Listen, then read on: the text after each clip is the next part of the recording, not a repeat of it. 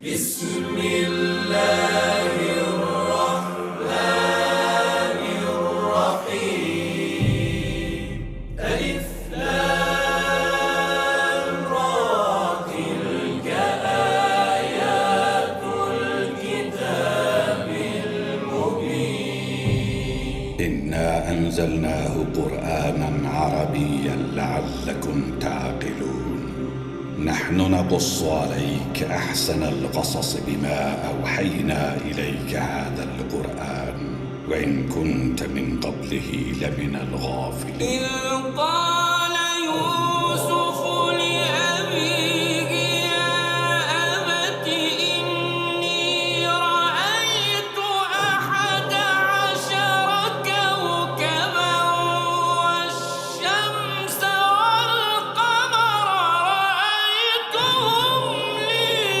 ساجدين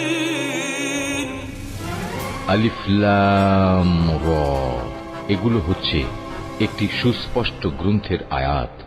নিঃসন্দেহে আমি একে আরবি কোরআন হিসেবে নাজিল করেছি যেন তোমরা তা অনুধাবন করতে পারো। হে নবী, আমি তোমাকে এ কোরআনের মাধ্যমে একটি সুন্দর কাহিনী শোনাতে যাচ্ছি যা আমি তোমার কাছে ওহী হিসেবে পাঠিয়েছি, অথচ তার আগ পর্যন্ত তুমি এ কাহিনী সম্পর্কে ছিলে সম্পূর্ণ বেখবর লোকদেরই একজন। এটা হচ্ছে সে সময়ের কথা যখন ইউসুফ তার পিতাকে বলল, হে আমার পিতা, আমি স্বপ্নে দেখেছি 11টা তারা, চাঁদ ও সূরজকে আমি এদের আমার প্রতি সাজদাবনত অবস্থায় দেখেছি। একথা শুনে তার পিতা বলল, হে আমার স্নেহের পুত্র, তুমি তোমার এই স্বপ্নের কথা কিন্তু তোমার ভাইদের কাছে বলে দিও না, তারা তোমার বিরুদ্ধে ষড়যন্ত্র আঁটতে শুরু করবে, কেননা শয়তান মানুষের খোলাখুলি দুশমন।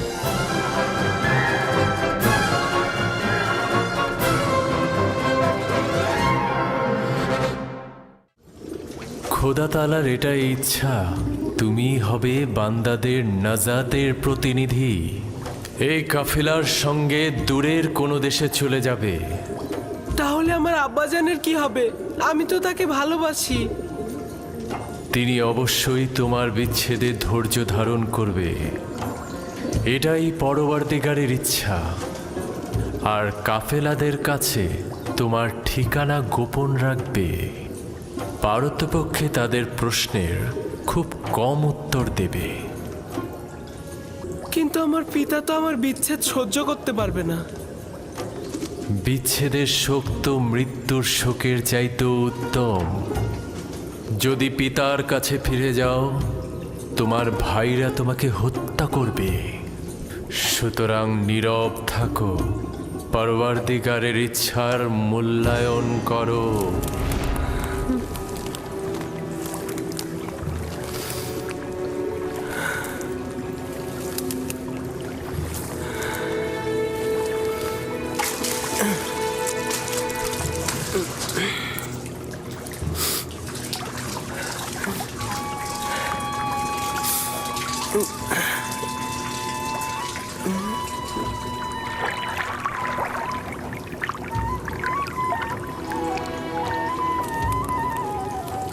তুমি হলে বান্দাদের নাজাতের প্রতিনিধি।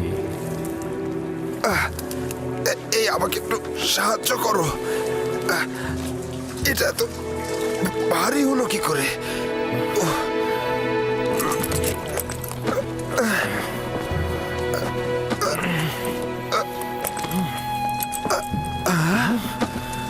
আরে আরে এই বালতির মধ্যে এটা কি? জানাবে মালিক, তুমি কি ফেরেশতা না ইনসান? ওঠো।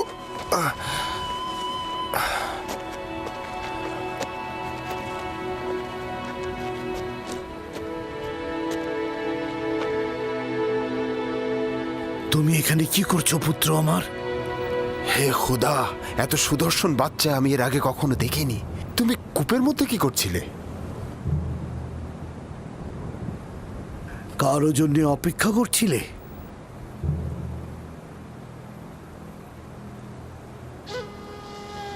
নীরব কেন আছো?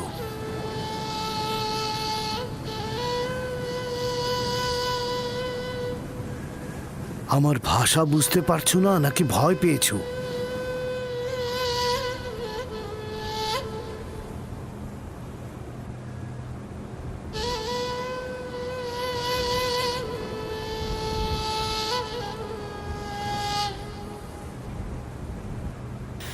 সব কিছু বলে শেষ করার আগেই ওর মুখটা বন্ধ করে দিতে হবে।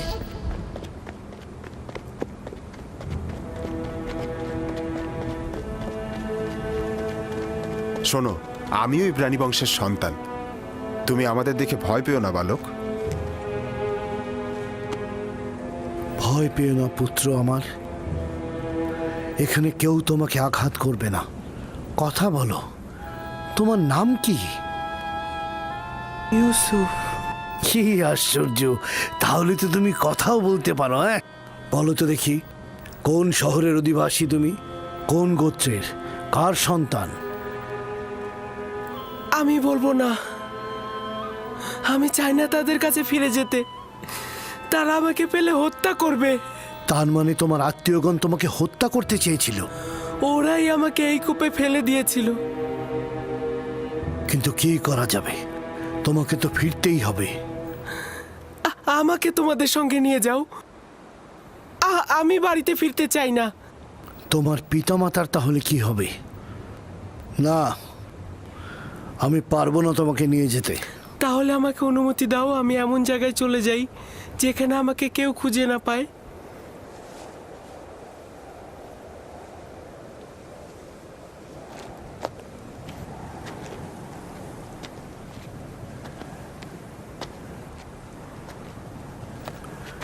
এই বাচ্চাটাকে নিয়ে কি করা যায় ফায়েক? আমি চাই ওকে নিয়ে যেতে। ওর পরিবার যদি সত্যি ওকে চাইতো তাহলে কূপের মধ্যে ফেলতো। এই মাসুম চেহারা কখনো মিথ্যা বলতে পারে না। প্রকৃতপক্ষেই যদি তার জান হুমকিতে থাকে, তার জান রক্ষা করা জরুরি। ও গোলাম হিসেবেও দামি হবে। আপনি কি বুঝতে পারছেন মালিক? ওকে বিক্রি করলে কি পরিমাণ টাকা পাওয়া যাবে? আমাকে বিক্রি করে ফেলো, আমাকে গোলাম হিসাবে, দাস হিসাবে তোমরা বিক্রি করো। শুধু আমাকে এখান থেকে নিয়ে যাও। এই চেহারা দাসের নয়, তাকে নিতে হলে গোপনে নিতে হবে, কেননা তার পরিবার তাকে ছিনিয়ে নিতে পারে। যদি চাও তাহলে তোমাকে আমরা নিয়ে যেতে পারি, কিন্তু তোমাকে লুকিয়ে নিয়ে যেতে হবে, আর সেজন্য আমাদের কৌশল অবলম্বন করতে হবে। পারবে? পারবো। আমরা এখানে কোনো বাচ্চা দেখিনি, ঠিক আছে? আমরা কোনো বাচ্চা টাচ্চা দেখিনি। এই মরুভূমিতে বাচ্চা কি করে আসবে? বাচ্চা কি এখানে থাকে নাকি? পর্যাপ্ত পরিমাণ পানি নিয়ে নাও, যত দ্রুত সম্ভব রওনা দেব।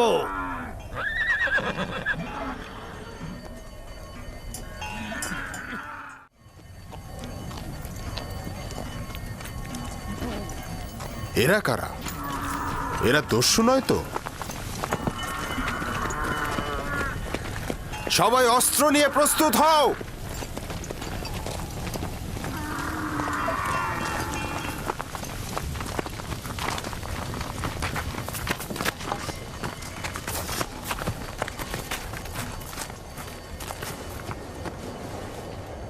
আমাদের গোলামকে তুমি কোথায় নিয়ে যাচ্ছ? কার কথা বলছো? যাকে কূপের ভেতর থেকে বের করে এনেছো, যে তোমাদের পেছনে লুকিয়ে আছে। তোমাদের গোলাম কূপের ভেতর কি করছিল? সে নিজেকে কূপের মধ্যে নিক্ষেপ করেছে, আমরা তো করিনি। তাকে বাঁচাওনি কেন? আমরা তো তাকে বাঁচানোর জন্যই দড়িয়ে আনতে গিয়েছিলাম। যাই হোক না কেন, সে এখন আমাদের গোলাম। কোন প্রকারে যদি সে নিজে না চায় তোমাদের সাথে যেতে? তার এইটা করার কোনো অধিকারই নেই। গোলাম তার মালিকের ইচ্ছার অনুগত।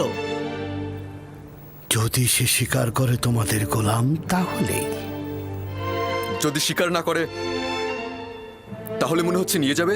কাফেলার শক্তির কাছে তোমাদের শক্তি নগণ্য। আমরা ওকে ফেরত দেব না।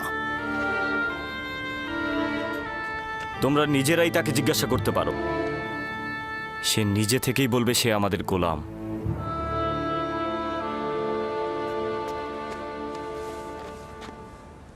তুমি এদের ভয় পেও না, তোমার কোনো ক্ষতি করতে পারবে না এরা। শুধু বলো, তুমি কি এদের গোলাম? আমাকে মিথ্যা বলার শিক্ষা দেওয়া হয়নি।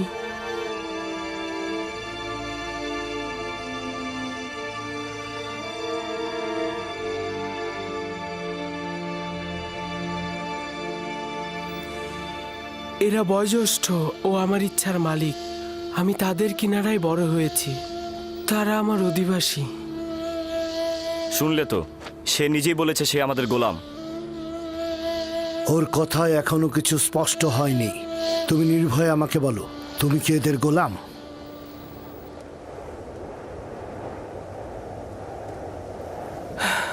এরা বয়োজ্যেষ্ঠ ও আমার ইচ্ছার মালিক।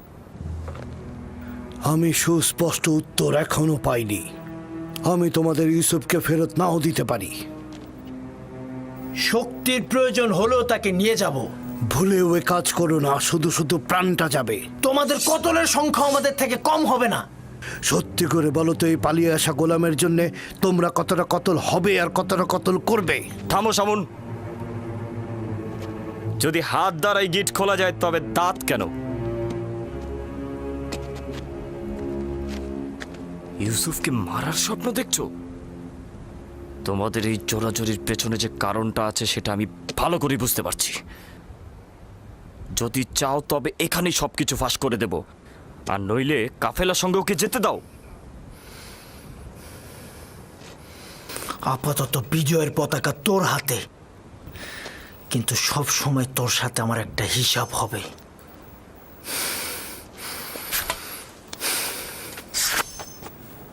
এই গোলামের মালিকানা পাওয়ার জন্যে আমার মনে হয় না কোনো রক্তপাতের দরকার আছে।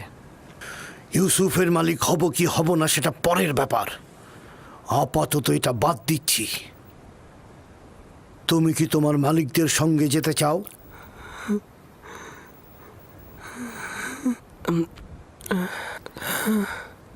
কি মনে মনে আমতা আমতা করছিস? যদি রাজি না থাকিস তবে সরাসরি বলে দে। আমরাও পালিয়ে আসা গোলামের জন্য এত আগ্রহী নই। আমরা ওকে বিক্রি করে দিতে চাই। আপনারা কি ওকে কিনতে চান? হঠাৎ এই সিদ্ধান্ত গ্রহণের কারণ জানতে পারি? কিছুটা তো কারণ আছেই। আমরা ওর পিছনে ঘুরতে ঘুরতে ক্লান্ত হয়ে গেছি, সেজন্য। ওর মূল্য কত চাও? 1000 দিরহাম। যদিও এর চেয়ে সে বেশি মূল্যবান, কারণ সে সুদর্শন ও বুদ্ধিমান। 1000 দিরহাম? তা ওই পালিয়ে আসা ভবঘুরে গোলামের জন্যে? না, আমি এত টাকা প্রদান করতে পারবো না। নেই চাই দিতে পারবো না। যা ছিল সব ব্যবসায়িক জিনিসপত্র কিনে শেষ করে ফেলেছি। ইউসুফকে দূরে পাঠানো আমাদের লক্ষ্য, ব্যবসা নয়। কি সমস্যা? চুপ থাক। কেন আমরা আমাদের লাভ ছাড়বো? হয় ব্যবসায়ীদের কাছে যা আছে তা নিয়ে নাও, নয়তো আব্বাজানের কাছে ইউসুফকে নিয়ে চলো। এবার সিদ্ধান্ত তোমার ওপর। কত দিরহাম আছে?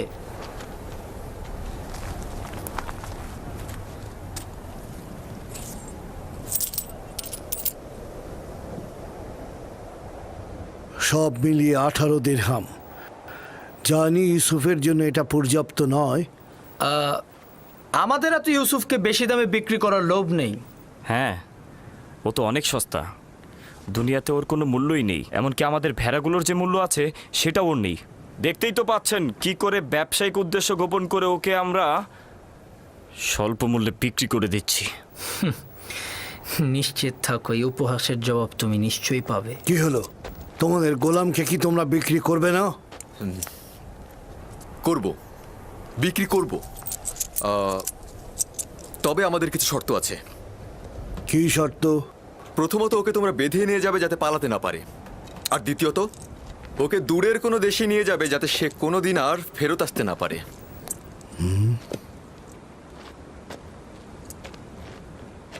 যদি একবারের জন্য তোকে ক্যানানে দেখি আমি, তবে জিন্দা ফিরতে পারবি না।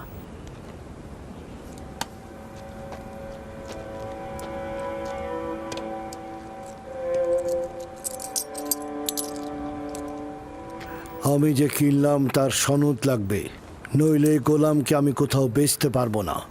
আচ্ছা, ঠিক আছে। ফালেক, চামড়া ও জওহার নিয়ে এসো।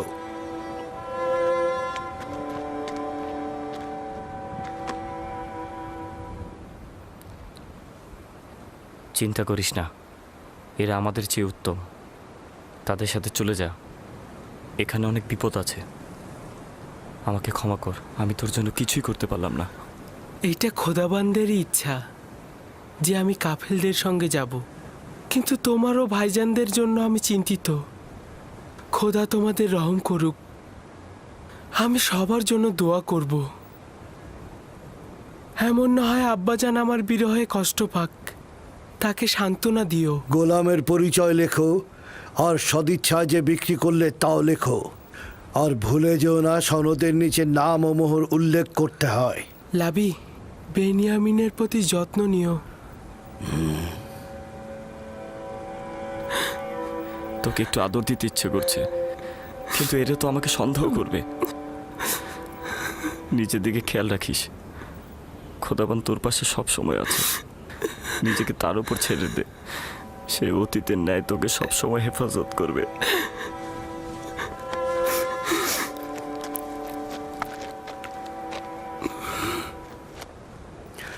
গোলামের হাত বেঁধে ফেলো, যদি পালিয়ে যায় তো তুমি দায়ী থাকবে। সনদটি সিন্ধুকের মধ্যে রাখো, আমরা এখনই রওনা হব।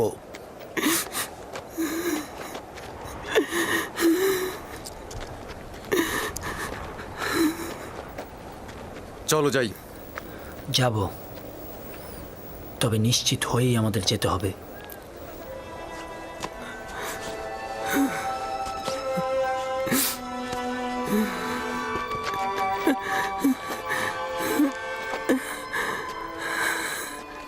রওনা করো, চলো যাই।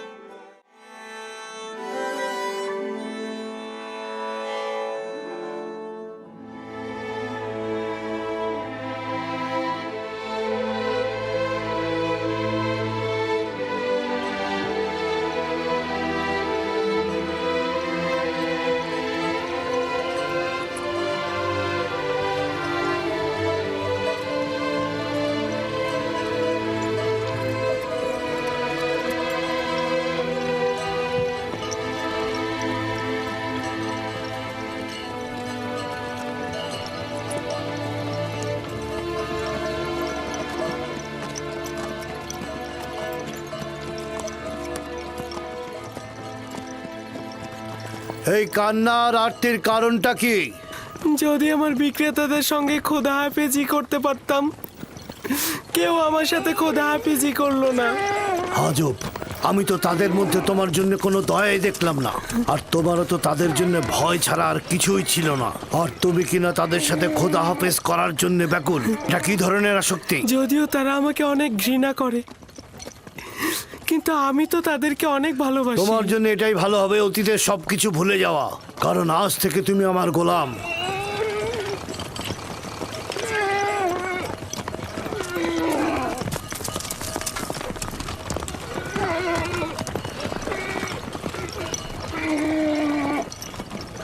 গোলামের বিক্রেতারা আমাদের অনুসরণ করছে না তো?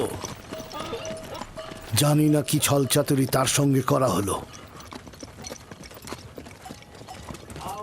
না ওরা আমাদের সঙ্গে গোলমাল করতে চাইলো, না সহজে গোলামটাকে ছেড়ে দিল, আবার মাত্র 18 দিরহামে বিক্রিও করে দিল।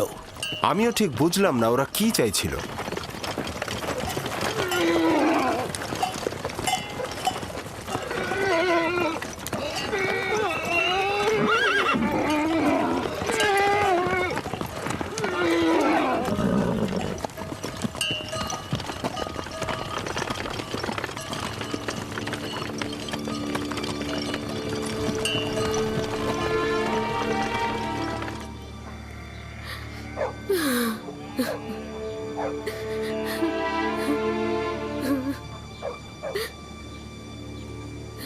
অনুভব করছি ইউসুফের অবস্থা ভালো নয়। বুকের মধ্যে খুবই কষ্ট হচ্ছে আমার।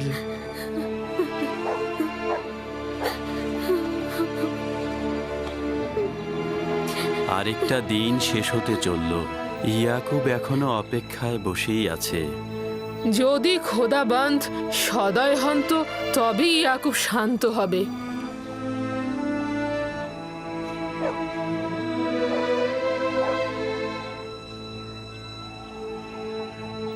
আমার মনে হচ্ছে এই ঘটনার জন্য আমিই দায়ী। খোদাবন্দ আমাদের ক্ষমা করুক।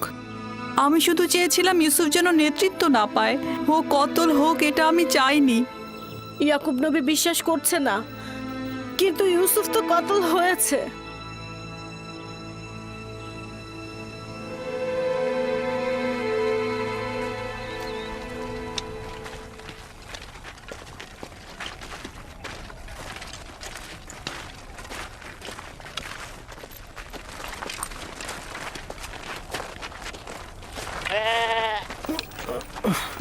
কি হলো?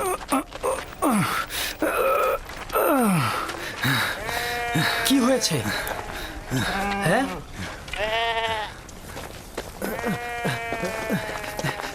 নেকড়ে হামলা করে অনেকগুলো ভেড়া মেরে ফেলেছে। তাহলে তুই এখানে কি করছিলি? মরে গিয়েছিলি?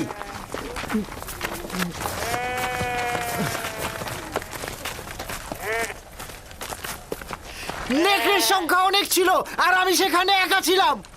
কয়েক দিক থেকে আক্রমণ করেছে, এখানে আমার দোষটা কি? আজ পর্যন্ত নেকড়ে একটি ভেড়াকেও মারতে পারিনি, আজ এমন কি হলো? আরো অনেক কিছু ঘটবে। এখন থেকে আরো অনেক বালা মুসিবতের জন্য অপেক্ষা করো। একে একে আরো অনেক বাধার সম্মুখীন হব আমরা। এটা তো মাত্র শুরু, আরো কত বাকি আছে। নেকড়েগুলো যে আমাদের হামলা করেনি এটাই তো অনেক।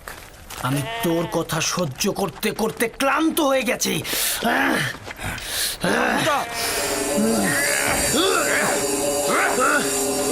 অনেক সহ্য করেছিল আমি। ইয়াহুদা ওকে মার। শামুন!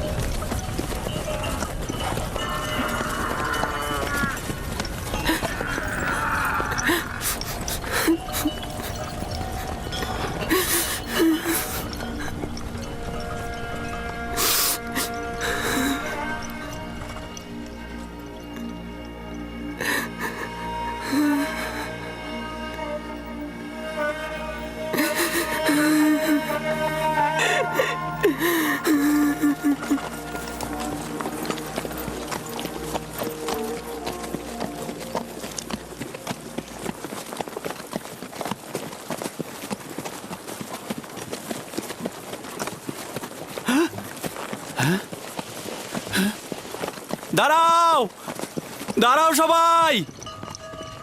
এব্রানি গোলাম পালিয়েছে! দাঁড়াও সবাই!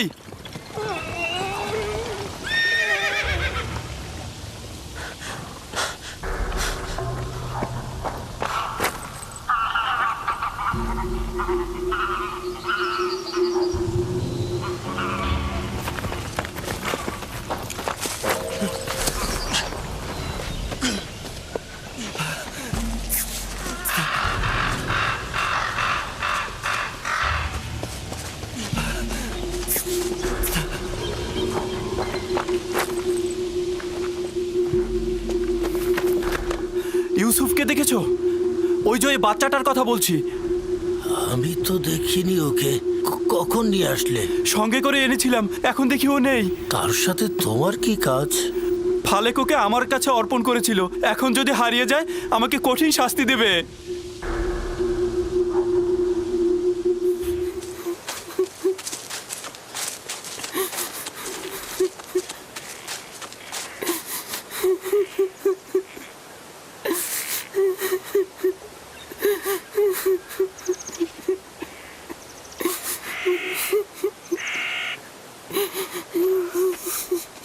পালিয়ে আসিস এখানে, আমার হাত থেকে পালাবি? ওঠ, এত বড় সাহস!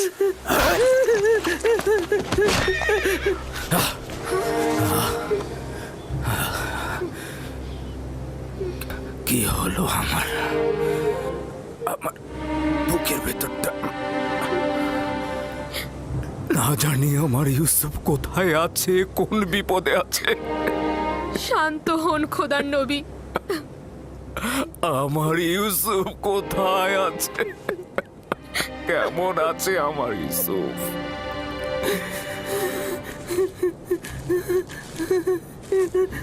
এখন দেখি তুই কি করে পালিয়ে যাস। আমার সবচেয়ে বড় ভুল হয়েছে তোর পা দুটো না বাঁধা। পা বাঁধলে আর তুই পালাতে পারতি না। এখন তোর পা দুটো আমি ভেঙে ফেলবো।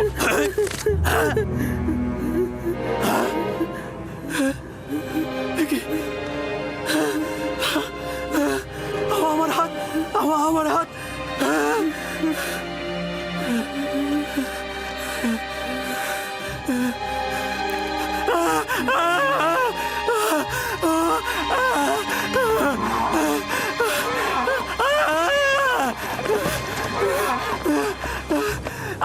কি হয়েছে তোমার? দেখি দেখি কিভাবে এমন হলো। আমি জানি না কি করে হলো, আমি কিছুই বুঝতে পারছি না। এমনি এমনি তো আর এরকম হওয়ার কথা নয়। ভারী কিছু তুলেছিলে নাকি পাথরে আঘাত করেছিলে? কিভাবে ব্যথা পেলে বলো? কাফেলার পেছনে এসে দেখলাম ওই গোলামটি নেই। তারপরে তাকে খুঁজতে গেলাম, আর তারপরে দেখি ও কবরের পাশে লুকিয়ে লুকিয়ে। ও খুব ব্যথা। আমি রেগে গিয়ে তাকে একবার আঘাত করতে গিয়ে আমার হাতের এই অবস্থা হলো। ওকে আঘাত করার পর এরকম হয়েছে? এত ছোট বাচ্চার কি ক্ষমতা রয়েছে তোমার আঘাত নেবার? চিন্তা করলে না তার কথা তোমার উপর প্রতিশোধ নিতে পারে? ছোট লোক কথা কর। আমরা তো তাকে বিক্রয় করার জন্য নিয়ে যাচ্ছি। এইরকম আঘাত থাকলে আমরা তো কোনো মূল্যই পাবো না। পালিয়েছিলে কেন? আমি পালাইনি। আমার আম্মাজানের মাজার এটা। খোদা হাফেজি করছিলাম।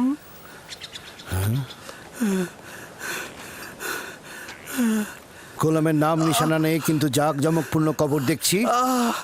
গোলামের মায়ের কবর তো এরকম হতে পারে না। তুমি কে বলো তো?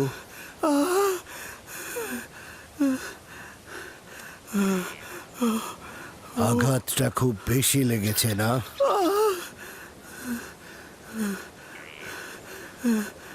তুমি কি জানো তুমি পালিয়ে গেলে ওর উপর কি ঝড়টাই না যেত? ও আসলে খারাপ মানুষ নয়। আমার শাস্তির ভয় আসলে এরকম করেছে।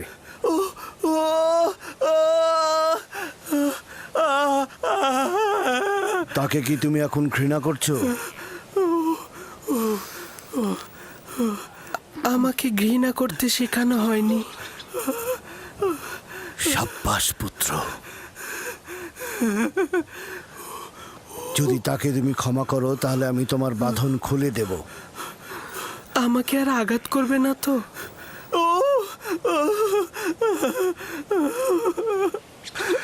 ইব্রাহিমের খোদার কসম, আমি থাকতে আর কেউ কোনোদিন তোমার গায়ে হাত দিতে পারবে না।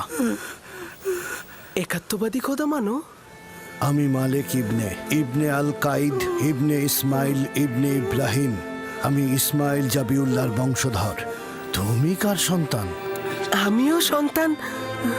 কার সন্তান? আমি কূপের সন্তান। তাহলে বলতে চাচ্ছ না কে তোমার পিতা? বললাম তো আমি কূপেরই সন্তান। তুমি কালকে যে কূপটা দেখেছ, আমি সেখানেই জন্মেছি। হকের বার্তাবাহক আমার উপরে জাহির। আমি আর তোমাকে কখনো পরিচয় জিজ্ঞেস করব না। ইচ্ছে হলে পরিচয় দেবে, না হলে দেবে না, কিন্তু ওকে তুমি ক্ষমা করে দাও।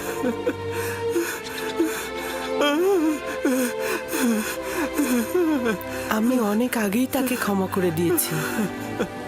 সাবাস পুত্র আমার, মায়ের কাছ থেকে বিদায় নাও, আমরা রওনা দেব।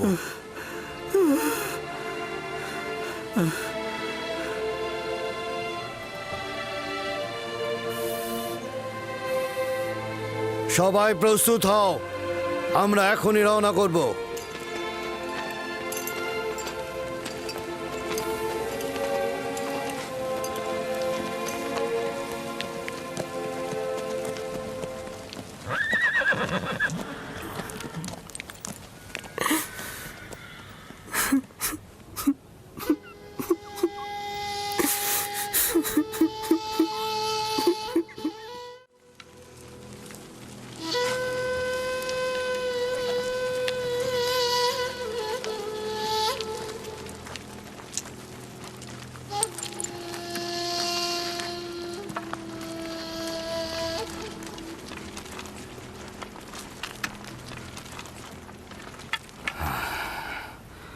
ইউসুফের কোনো খোঁজ পেয়েছো? তার মানে কি ও হারিয়ে গেছে? আপনারা কেন জখম হয়েছেন? এখন থেকে বনি ইসরায়েলেরা না কোনো বরকত কল্যাণ দেখবে, না তাদের জীবনে কোনো সুসংবাদ আসবে। ইউসুফকে যে নেকড়েরা হামলা করেনি তা আমি ভালো করে বুঝতে পারছি। তোমরা জানো ইউসুফ কোথায়।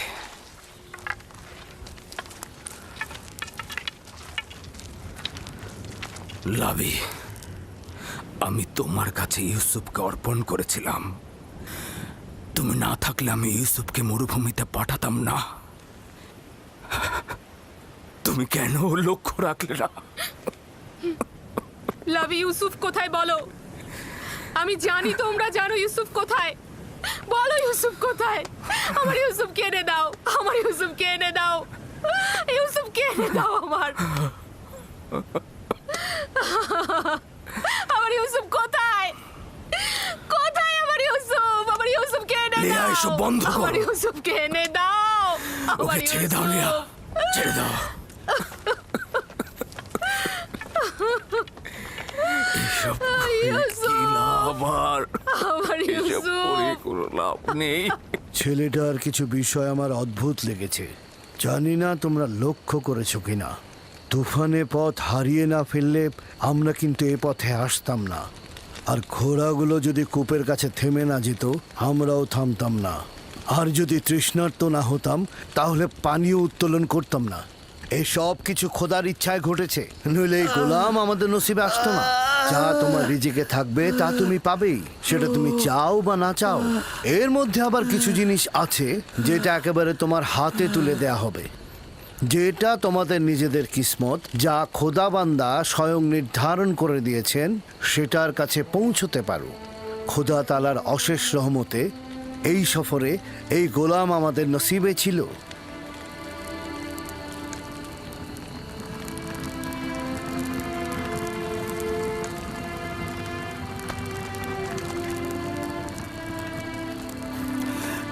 হে ইশতারে খোদা, আমাকে নাজাত দাও। হে ইশতারে খোদা, আমাকে নাজাত দাও। হে ইশতারে খোদা,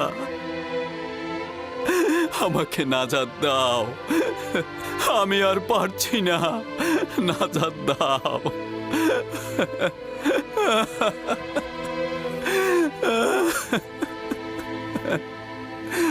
নাজাত দাও। এই ইশতারে খোদা, আমাকে নাজাত দাও।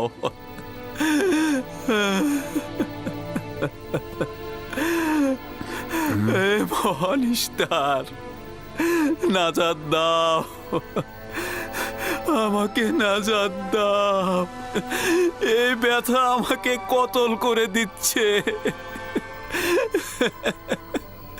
আমাকে নাজাত দাও, এই ইশতারে খোদা, এই ব্যথা থেকে মুক্তি দাও।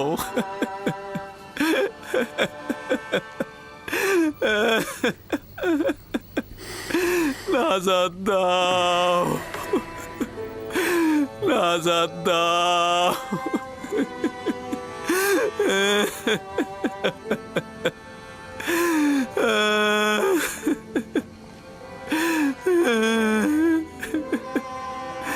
আমাকে এই ব্যথা আমাকে কতল করে দিচ্ছে, আমাকে মুক্তি দাও, মুক্তি দাও।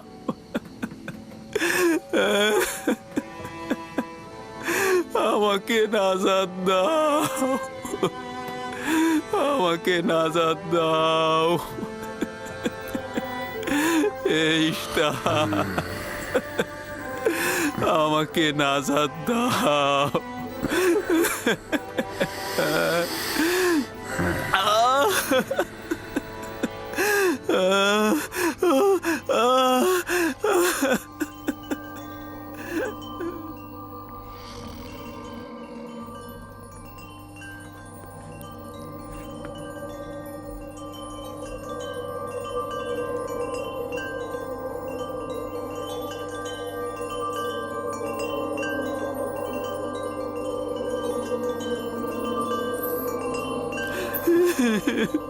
আমাকে মুক্তি দাও, এই ব্যথা থেকে মুক্তি দাও।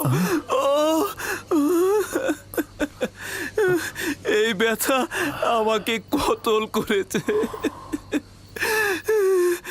আমাকে নাজাত দাও।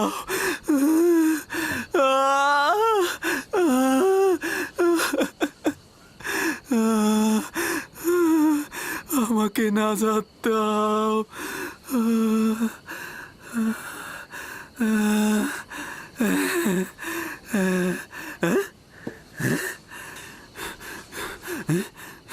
তুমি কি করলে?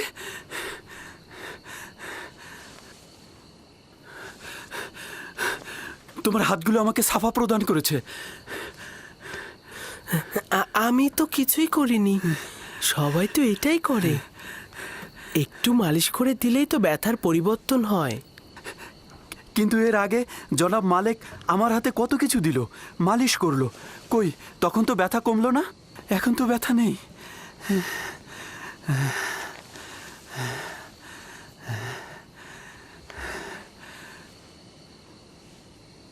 আসমানের দিকে তাকিয়েছিলে, তুমি কি তারকা পূজারী? তারকা যা দিনের বেলায় দেখা যায় না, তাকে কি পূজা করা যায়?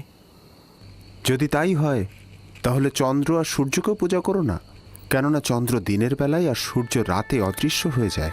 এই সব কিছু সৃষ্টির মূলেই আমার খোদা, তিনি অনন্তকালের খোদা, এক এবং অদ্বিতীয়। তুমি দেখছি ছোটকাল থেকেই আমাদের খোদার চেয়ে আরো উত্তম খোদা নির্বাচন করেছ। তোমার খোদা এমনই, যিনি তোমাকে ভালোবাসেন, আবার তোমার দোয়াও কবুল করে নেন। আর এটাও নাকি মাবুদ? কত কষ্ট সহ্য করলাম, এত আহাজারি করলাম, কিন্তু কিছুই করতে পারলো না। তুমি আমার ব্যথা লাঘব করেছো, আমি তোমার কাছে কৃতজ্ঞ।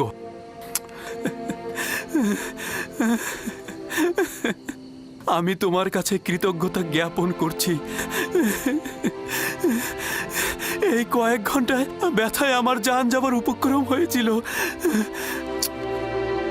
আমি তোমাকে চর মারার জন্য তোমার কাছে ক্ষমা প্রার্থনা করছি। চরটি ভালো ছিল, যদি চর আপনার হেদায়েতের কারণ হয় তাহলে আমি সন্তুষ্ট। এই এলাকার অধিবাসী হিসেবে এখানকার সব পথ সম্পর্কে আমি অবগত।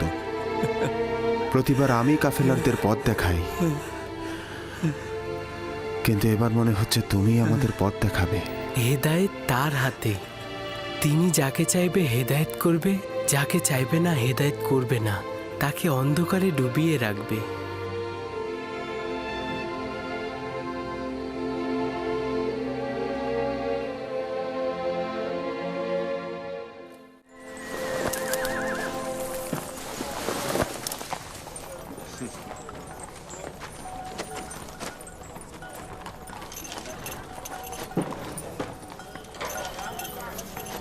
আমি জানি না এই ছেলেটি কে, কিন্তু গত রাতে ওকে দোয়া পড়ে কাশ্মীরকে সাফা দিতে দেখেছি। ওর আসমানে খোদার কাছে ওর দোয়া কবুল হয়। সম্ভবত ও খোদার আশুলিয়া। কাশ্মীরের সাফার প্রাপ্তির সঙ্গে ওর খোদার আশুলিয়া হওয়ার সম্পর্ক নেই। গতকালই তো বলেছিলাম ইউসুফ যদি ওকে ক্ষমা করে তাহলে সে সাফা পাবে। কিন্তু আপনি আমার খোয়াবকে কি বলবেন? আমি খোয়াবে দেখেছি ও যেদিক দিয়ে যাচ্ছে সেদিকে সবুজ গাছে ভরে যাচ্ছে। খোয়াব তো কোনো মানদণ্ড হতে পারে না। তুমি একাত্মবাদী খোদাকে চেনো না। কেউ যদি জুলুম করে সে শাস্তি পাবেই। তাকে অবশ্যই খোদাবন্ধ শাস্তি দেবে, হয় এই দুনিয়ায় নয়তো পরের দুনিয়াতে। জুলুমকারীর শাস্তি অবশ্যই হবে।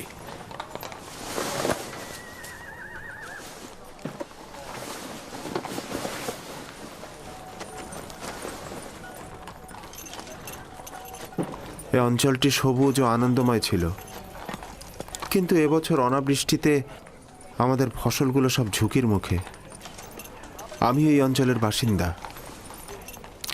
যদি বৃষ্টি না হয় তাহলে দুর্ভিক্ষে সব শেষ হয়ে যাবে।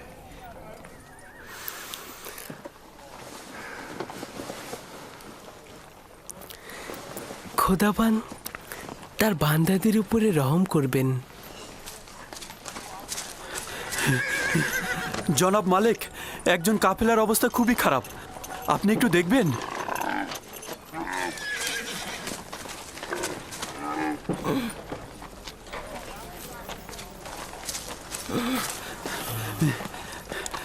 জনাব মালিক, উনি আগে থেকে বিমার ছিলেন, কিন্তু আজকে খুবই খারাপ অবস্থা। তার অবস্থা তো সত্যিই অনেক খারাপ।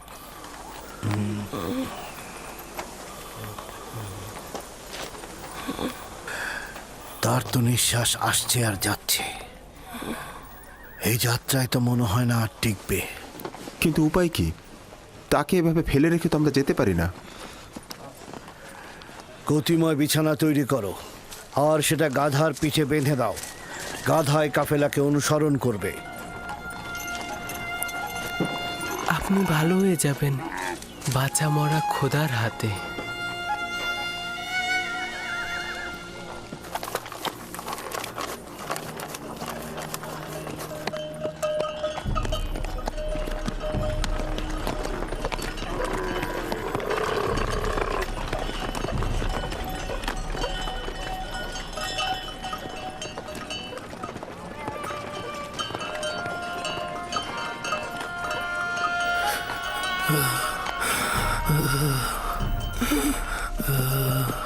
প্রিয় পুত্র আমার, আমার আর সময় বেশি নেই। আমি আর বেশিক্ষণ বাঁচব না। তুমি চলে যাও, আমি মারা পড়বো। আমি আছি আপনার কিনারায়। চলে যাও। আপনি উত্তেজিত হবেন না। মৃত্যু ও জীবন খোদার হাতে। তিনি কাউকে নিরাশ করেন না।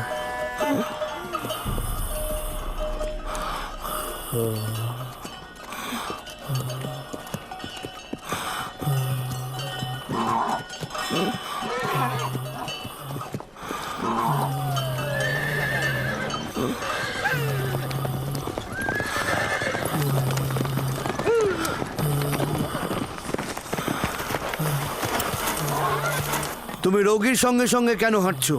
আমিও নিষেধ করেছি, কিন্তু আমার কথা শুনছেই না। আমি তাকে একা রেখে যেতে পারবো না। আপনি অনুমতি দিন, আমি তার সঙ্গে থাকবো। তার বিমারি কঠিন পর্যায়ে গিয়েছে, এখানে তো তোমার কিছু করার নেই। খোদাবান সাহায্যকারীদের ভালোবাসে, আপনি চিন্তিত হবেন না। লক্ষ্য রেখো ওর দিকে।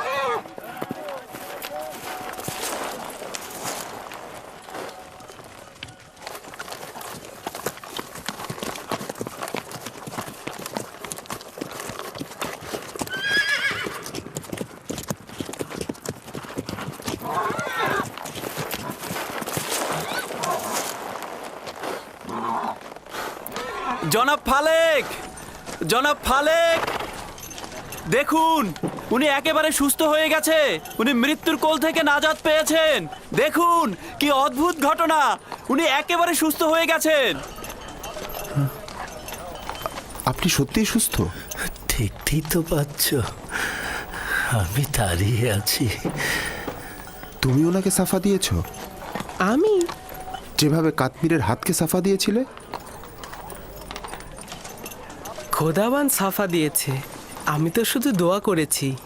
জনাবে মালিক, জনাবে মালিক, দেখুন এই বৃদ্ধ লোকটি সাফা পেয়েছে। জনাবে মালিক,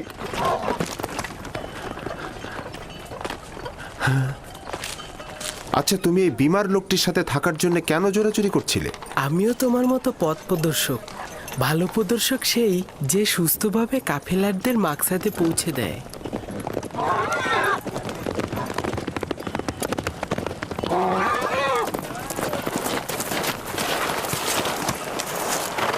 ব্যাপার কি, সবাই থেমে গেলে কেন? ইউসুফ আমাকে বলল এই গতিময় বিছানা থেকে নেমে এসো। আমি নেমে আসলাম। তুমি তো দেখতেই পাচ্ছ আমি এখন সম্পূর্ণ সুস্থ।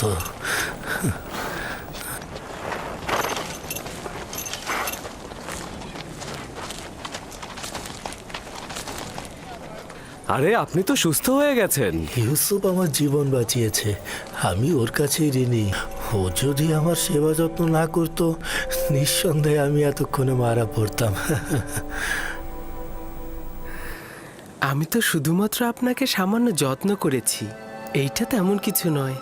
উনি তো একেবারে মৃত্যু সজ্জায় ছিলেন, ওনার বাঁচার কোনো আশাই ছিল না।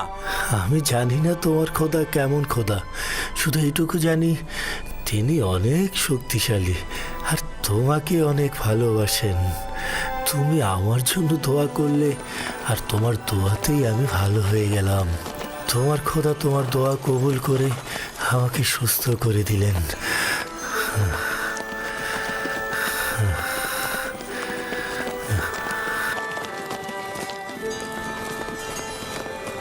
সবাই রওনা করো।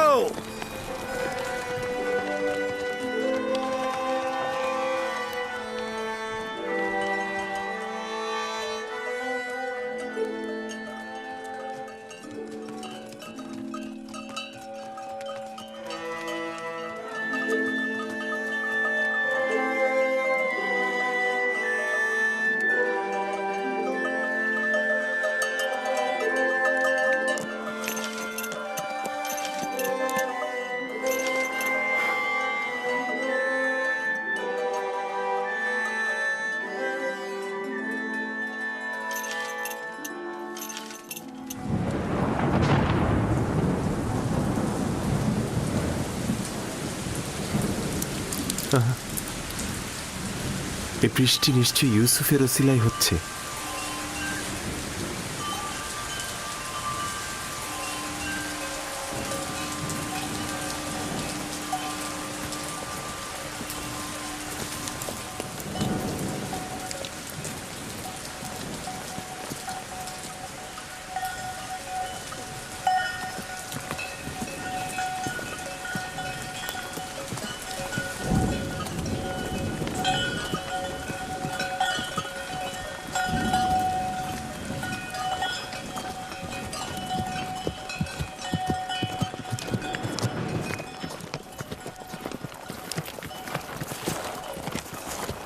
ওই সামনে মিশরের সীমানা, খুব বেশি সময় লাগবে না, অর্ধ দিনের মধ্যেই আমরা ওইখানে পৌঁছাবো।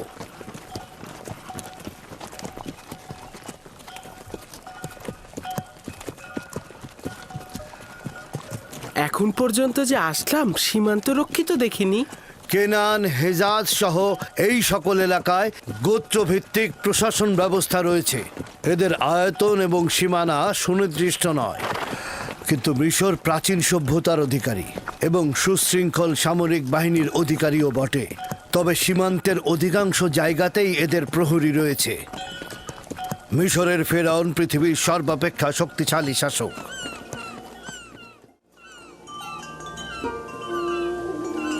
খোদাবান, আমি নিজেকে তোমার উপরে অর্পণ করেছি। এখানে তুমি ছাড়া আমার আর কেউ নেই।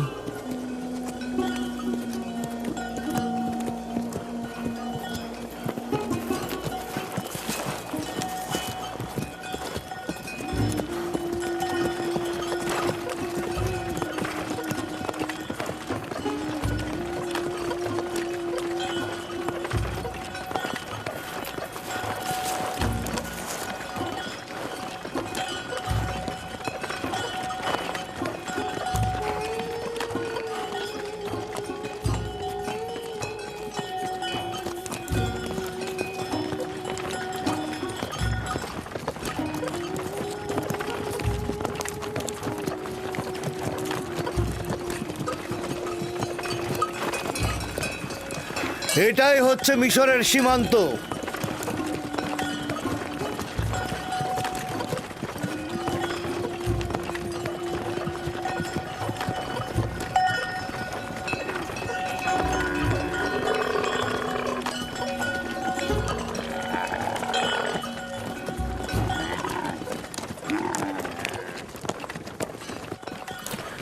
জানি না কোথায় যাচ্ছি। এই অজানা গন্তব্যে খোদা তাআলা তুমি আমার সহায়।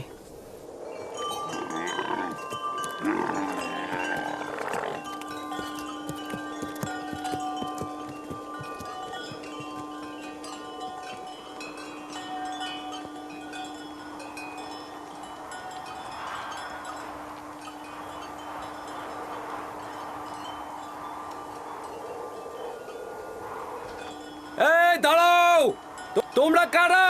কোথা থেকে এসেছো? মালেক ইবনে জার, বাবেল থেকে।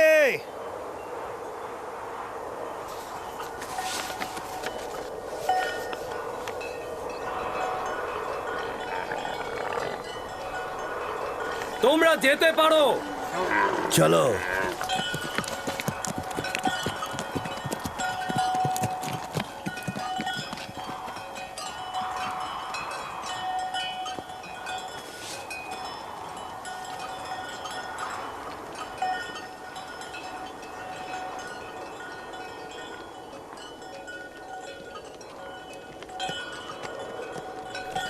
ওরা কি আপনাকে চেনে? হ্যাঁ, চিনবে না কেন? আমরা অনেক বছর ধরেই মিশরে ব্যবসার কাজে যাই। মিশর অনেক প্রাচীন আর সুসভ্য দেশ। শাম আর ক্যাননের সাথে মিশরের পার্থক্য অনেক। আজব ধরনের পোশাক পরেছিলেন, তাই না? হ্যাঁ, ওদের মাথার মুকুটটা একদম গোখরো সাপের মতো। এটা সর্পের ভূমি বলে প্রসিদ্ধ। মিশরবাসীদের ধারণা যে একটা আজদাহা সাপ এই ভূমিকে রক্ষা করে চলেছে।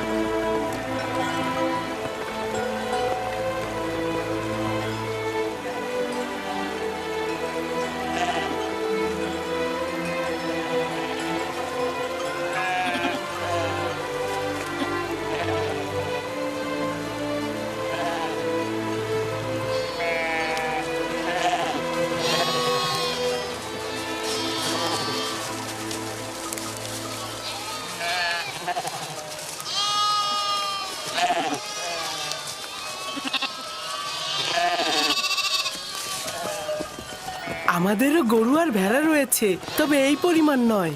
এরা অনেক সম্পদশালী, না? এই যত সবুজ ফসলি জমি আর পশুর পাল দেখছো, সবকিছুর মালিক ওদের দেবতা আমুন। মানে আসলে মন্দিরই এগুলোর মালিক। বাকিটার মালিক ওদের রাজা আমুন হতে। এখানে জনগণের নিজের কোনো সম্পত্তি নেই। তার মানে মিশরের খোদার গরু আর ভেড়া রয়েছে? সবকিছু ওই খোদারই, কোনো আপত্তি নেই তো? প্রকৃত খোদা তিনি, যিনি সবকিছু সৃষ্টি করেন, কিন্তু নিজের জন্য নয়।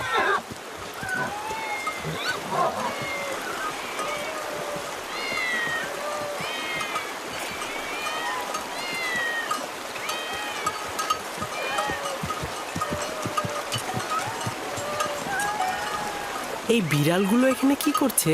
এই শহরের লোকদের খোদা হলো বিড়াল। এটাই এই শহরের মন্দির, শহরের ঠিক মুখে। এই শহরের মানুষ বিড়াল খুব ভালোবাসে।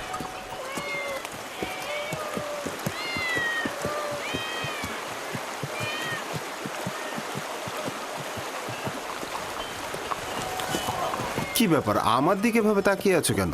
আমি কিন্তু বিড়াল পূজারী নই। আর অন্য সবার খোদা তোমার খোদার মতন ত্রুটিহীন আর অতুলনীয় নয়। জনাবে মালিক, এই শহরের খোদা হচ্ছে বিড়াল, তারা আবার খাবারও খায়। খুব বেশি অবাক হয়েও না, এই অঞ্চলের খোদারা জীব জন্তু চারণভূমি এমনকি স্ত্রী সন্তানেরও মালিক।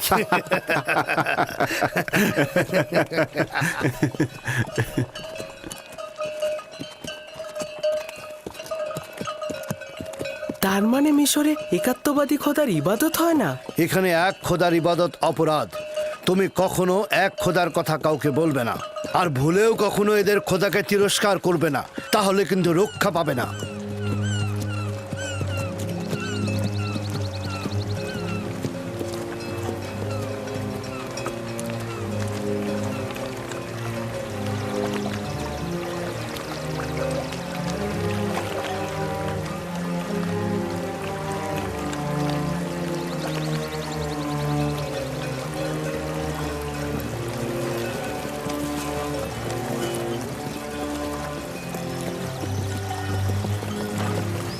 কত বড় নদী! এটা কি নীল নদ? এটা ছোট নীল, নীলেরই একটা শাখা। নীল নদ এর চেয়ে আরো অনেক বড় আর পবিত্র।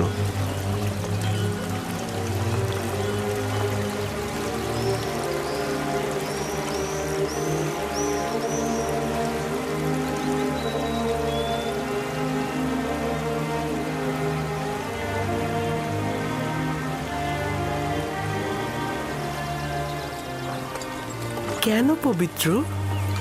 মিশরের লোকজন সবকিছুই নীল নদ থেকে পেয়েছে। নীল নদ না থাকলে মিশরও থাকতো না। তবে এখনো কেউ এই নীলের সূচনা স্থল দেখেনি। বলা হয় মিশরের খোদা এর উৎপত্তি স্থলটা জানেন। এই নদী দক্ষিণ দিক থেকে উত্তরে প্রবাহিত হয়েছে এবং ভূমধ্য সাগরে গিয়ে মিশেছে। আমরা এখন উত্তর থেকে দক্ষিণে প্রাচীন শহর টেবসের দিকে যাচ্ছি। তেবস আমন খোদার শহর।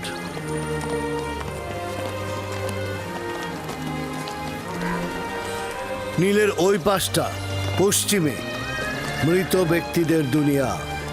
ওই যে বড় পিরামিডগুলো মিশরের ফেরাউনের সমাধি। এটাকে মমফিস বলা হয়। এই জায়গা থেকে নীল নদ বিভিন্ন শাখা প্রশাখায় বিভক্ত হয়েছে।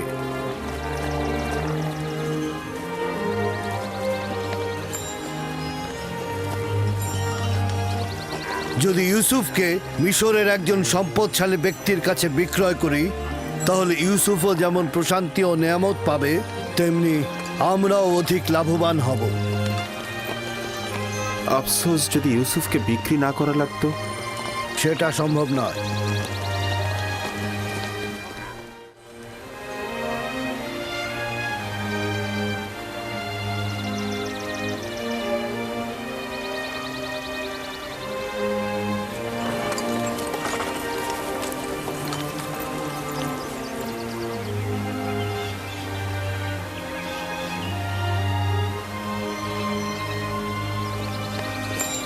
আমরা দক্ষিণের দিকে যাব। সম্মুখে একজন মৃত ব্যক্তির সমাধি দেখা যাচ্ছে।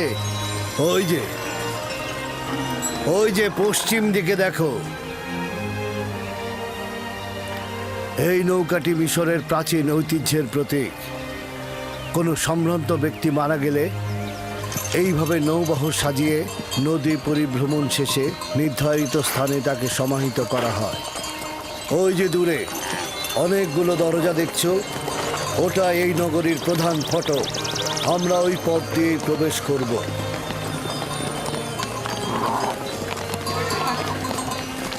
এই হলো 100 দরজা বিশিষ্ট তেবস শহর। 100 দরজা? আসলে দরজা 10টার বেশি নেই, কিন্তু মুসাফিরগণ এই শহরকে তাদের নিজেদের চোখে দেখে। তারা তাদের শহরে ফিরে এই 10 দরজাকে 100 দরজা বানিয়ে বলে।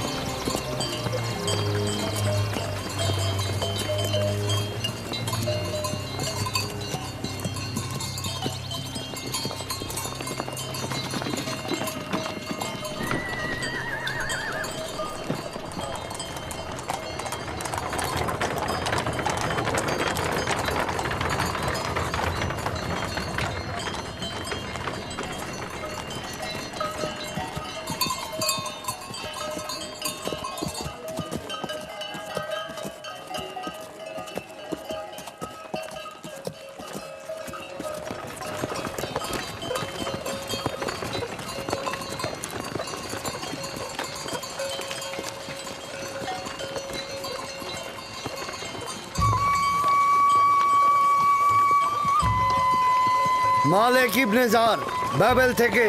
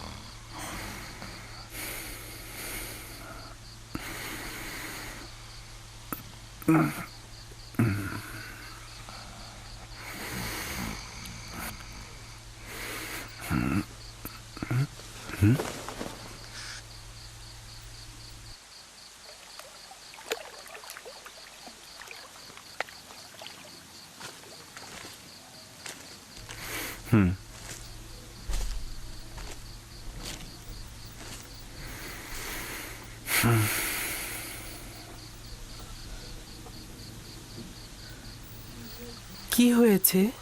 কেন ঘুমাচ্ছেন না? আমার ভয় লাগছে তুমি পালিয়ে যাবে।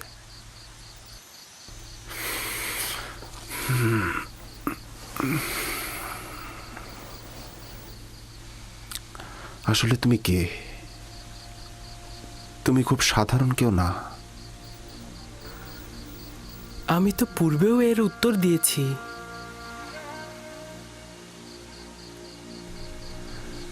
আমার খোদা তোমার খোদার থেকে দুর্বল আর অক্ষম। তোমার খোদার সম্পর্কে বলবে?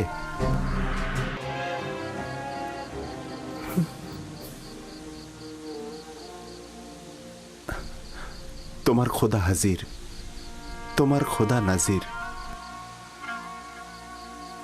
আমি সবখানে তার অনুগ্রহ দেখেছি। কত সহজেই তুমি তার সাথে সম্পর্ক স্থাপন করো। সে তোমার ডাকে সাড়া দেয়, তোমার দোয়া কবুল করে। তোমার অন্য ইনসানের সাথে কুদরতের পার্থক্য রয়েছে। তুমি কে? খোদা ভালো কাজে সাড়া দেয়, সহযোগিতা করে। তোমার এই খোদাটা কে যে সব জায়গায় তোমার সহযোগী? তুমি তো এতক্ষণ তার বর্ণনায় দিলে। তার প্রতি আমি ঈমান আনতে চাই। তুমি ঈমান এনেছো, তার প্রতি তো তোমার ঈমান রয়েছে। আমার ঈমান রয়েছে?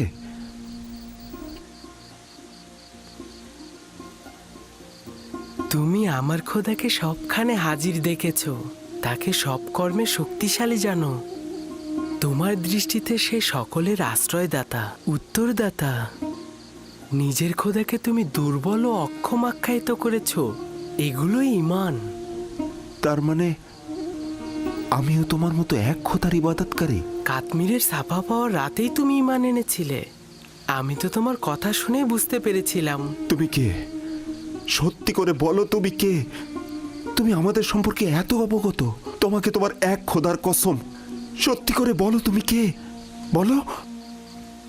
কসম দিও না, বলার অনুমতি নেই আমার।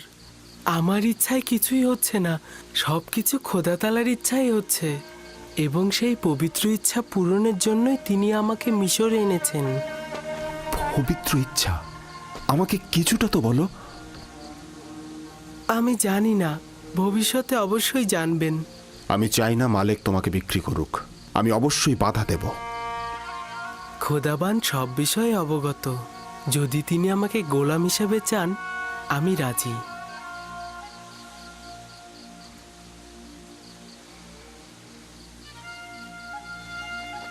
খোদাবান সকলকে ভালোবাসেন, সকলের দিকে লক্ষ্য রাখেন। এখনো বলবে না তোমার পিতার নাম? আপনাকে বলেছি তো, আমি কূপের সন্তান। যে কূপ থেকে তোমাকে বের করেছি? ঠিক আছে, বলো না। একদিন তো অবশ্যই জানতে পারবো।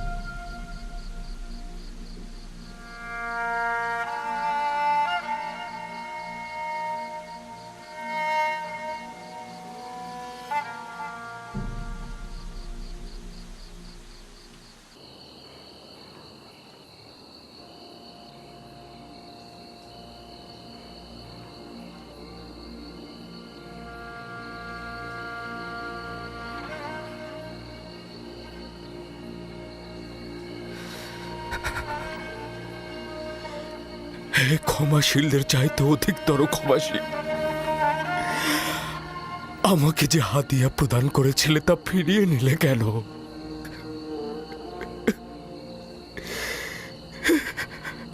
বিজ্ঞজনেরা যা প্রদান করে তা ফিরিয়ে নেয় না,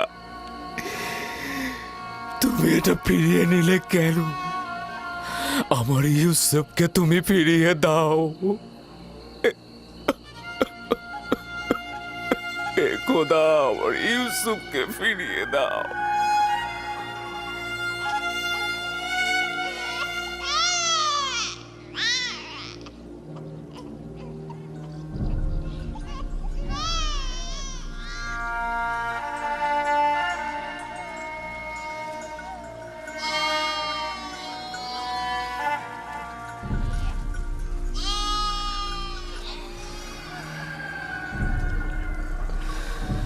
তুমি যেখানেই থাকো নিজের হেফাজত করো।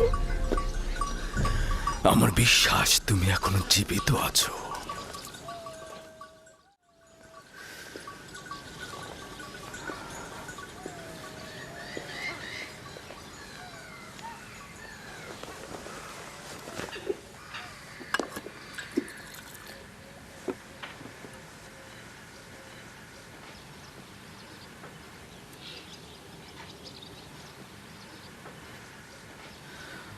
আর একবার তোমার পুত্রদেরকে জিজ্ঞেস করো ইউসুফের সাথে তারা কি করেছে। আমার বিশ্বাস তারা তাদের ভুল এবার স্বীকার করে নেবে, তারা সত্যটা বলবে। আপনার কেন এমন মনে হচ্ছে যে ইউসুফ মৃত্যুবরণ করেনি? দুইটি দলিল। প্রথমত, নেকড়েরা ইউসুফের জামা ক্ষত বিক্ষত করেনি, আর দ্বিতীয়, আমার মন বলছে ইউসুফ এখন জীবিত আছে। খুবই ভালো। যদিও জানি কোনো আশা নেই, তারপরেও আমি জিজ্ঞেস করব।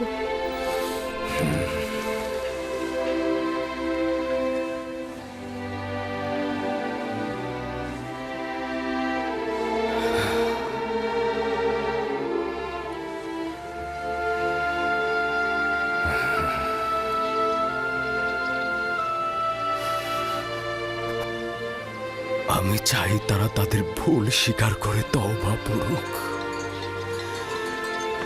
সম্ভবত খোদা তারা তাদের গুনাহ মাফ করে দেবে। নিজের চোখে দেখিনি, কিন্তু সবকিছু দেখে আমাদের মনে হয়েছে ইউসুফকে নেকড়েরাই খেয়েছে। আর এটা কতবার বলবো? যদি দরকার হয় তাহলে 1000 বার বলবে তুমি। তুমি যদি ছোট থাকতে তাহলে মিথ্যে বলার জন্য তোমাকে চাবুক পেটা করতাম। যদি নেকড়েরা ইউসুফকে ছিন্ন ভিন্ন করে থাকে তাহলে তার পিরান কি করে ঠিক থাকলো? আরে বাবা, তা আমরা কি করে বলবো? আমরাও তো বুঝতে পারছি না এটা কি করে ঘটলো। তোমাদের সবাইকে অভিশাপ দিচ্ছি, তোমরা সবাই মিথ্যে বলছো। নেকড়েরা ইউসুফকে কিচ্ছু করেনি। মানুষরূপী নেকড়েরা ইউসুফকে ছিঁড়েছে, মানুষরূপী।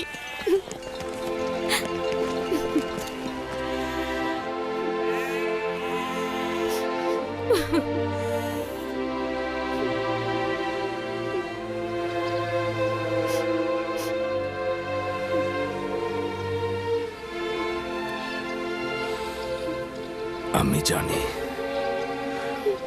ওরা আবারও বলেছে নেকড়ে ইউসুফকে খেয়ে ফেলেছে। আশা করি খুব দেরি হবার পূর্বেই ওরা ভুল স্বীকার করবে। 110 কেউ আছে? 250। 250। আমি 300 দেব। 300। আর কেউ আছে? আর কেউ? 300। আর কেউ আছে?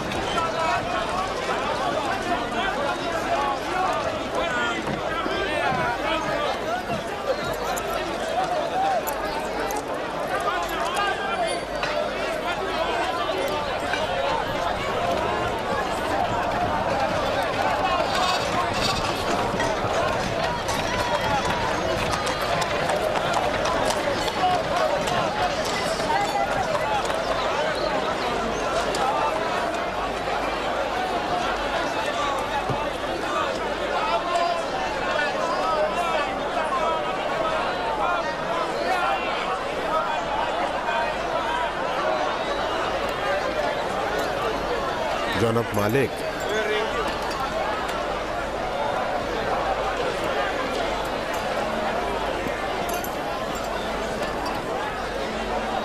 ওকে বিক্রি করবেন না।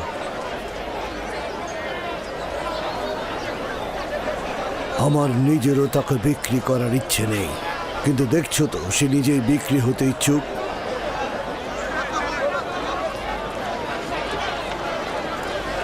এই গোলামটার মূল্য কত? আমি দাস বিক্রি জানি না, কিন্তু এটা জানি যে সে খুবই সুদর্শন এবং মেধাবী। সে শিক্ষিত, সেই জন্য তার মূল্য অনেক উচ্চতর হয়েছে। আমি তাকে সস্তায় বিক্রি করব না। সে কিন্তু মন্দিরের জন্য খুব ভালো খেদমতকার হবে। এরকম সৌম্য চেহারার খেদমতকার হলে সবাই কিন্তু আকৃষ্ট হবে। ওকে আমাদের খরিদ করতেই হবে। 50 থেকে শুরু করি, কি বলেন? 50 দেব, বিক্রি করবে?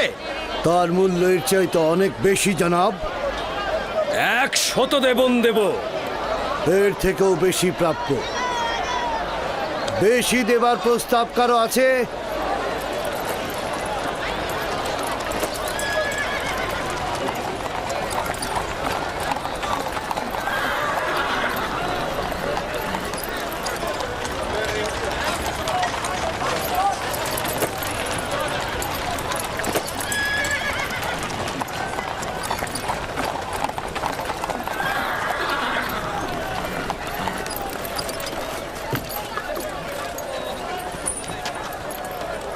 এই দাসগুলোকে দেখুন, এরা কম খায় কিন্তু বেশি কাজ করে। জনাব পুতিফারকে অভিনন্দন। খোশ আমদেদ, খোশ আমদেদ। জনাব, এই দাসগুলো খুবই শক্তিশালী।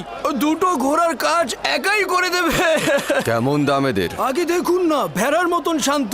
300 দেবন দেবেন? 100 করে পাবে। কি বলছেন জনাব? 100 দেবন অনেক কম হয়ে যায়। দেখুন কি সুন্দর চেহারা। আচ্ছা ঠিক আছে, আপনি 200 দেবন দেবেন। যতই কথা বলো, 100 দেবনের বেশি তুমি পাবে না। জনাব একটু বিবেচনা করুন। ঘোড়ার মতন শক্তিশালী, ভেড়ার মতন শান্ত। আমি তোমাকে বলেছি, বিক্রয় না করতে চাইলে রেখে দিতে পারো। কি বলছেন জনাব? বাচ্চাটা কিন্তু অনেক সুদর্শন, কি বলো, তাই না? হ্যাঁ, সামর্থ্য থাকলে কিনে নিতাম। কত দিব বলে? আচ্ছা ঠিক আছে, ঠিক আছে। এগুলোকে গাড়িতে তোলো, তাড়াতাড়ি গাড়িতে তোলো।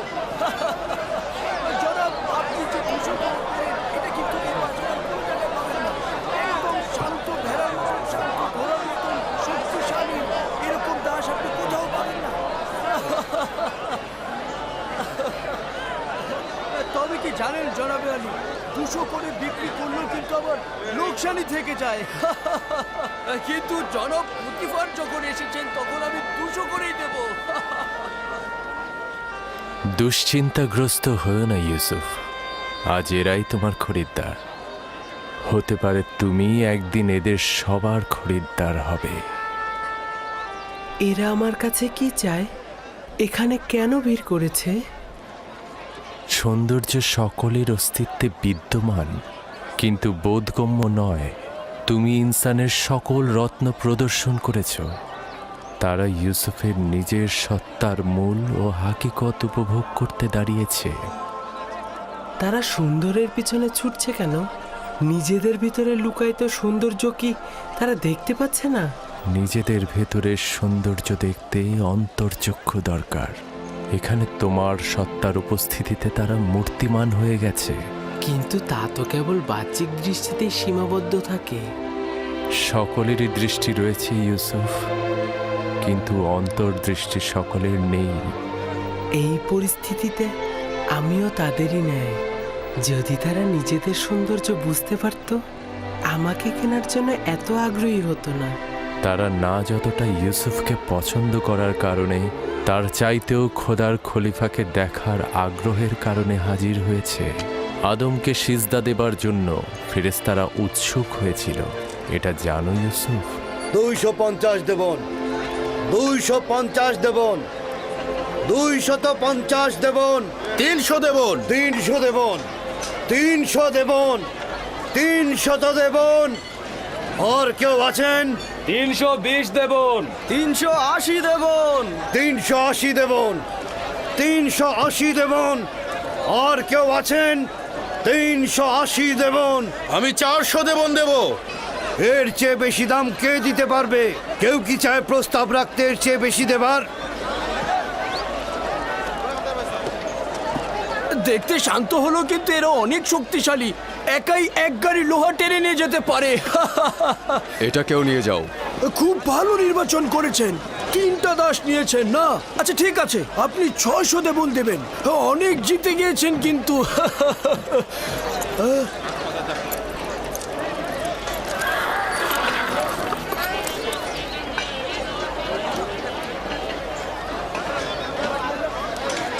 এই 3 জন দাসকে দিয়ে কিন্তু আপনি 30 জনের কাজ করে নিতে পারবেন। তাকে 300 দেবন দিয়ে দাও। আলী জনাব, আমার তো 600 দেবন হয়েছে। হায় হায়, বড় লোকসান হয়ে গেল। পরের বার কিন্তু পুষিয়ে দিবেন জনাব।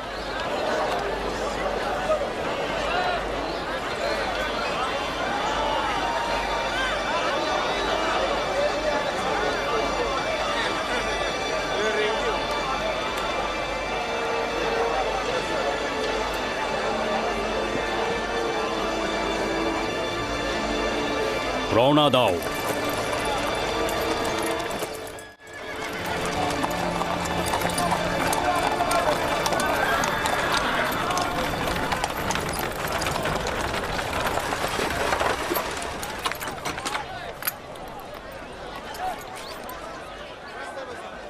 এক 1010 দেবন দেব আমি।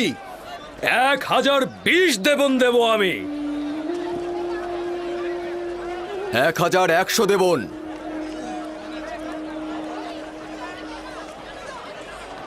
পুতিফার নিলামের ময়দানে অংশগ্রহণ করেছে, এখন কি করব? যে করেই হোক ওকে কিনতেই হবে। পুতিফার আর কতই মূল্য দেবে ওকে কিনতে? আমি ওর জন্য 1200 দেবন দেব। ওকে কিনতে 1300 দেবন দেব আমি। 1300 দেবন উঠেছে। এর চেয়ে বেশি কি কেউ দিতে চায়? যতটা মূল্য আমরা হেঁকেছি তা দিয়ে কিন্তু 10টা গোলাম কেনা যেত। কিন্তু পুতিফারকে যে করেই হোক আমাদের কিন্তু হারাতেই হবে। 1500 দেবন দেব আমি। 1500 দেবন দেবেন উনি। কেউ গিয়েছেন এর মোকাবেলা করার? কি লজ্জার ব্যাপার, মনে হচ্ছে যেন আসবাবপত্র ক্রয় বিক্রয় হচ্ছে।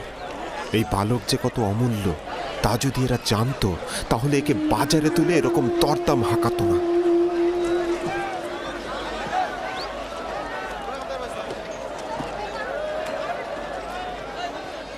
দু 2000 দেবন। আমি দ্বিগুণ বলছি। তার মানে তো 3000।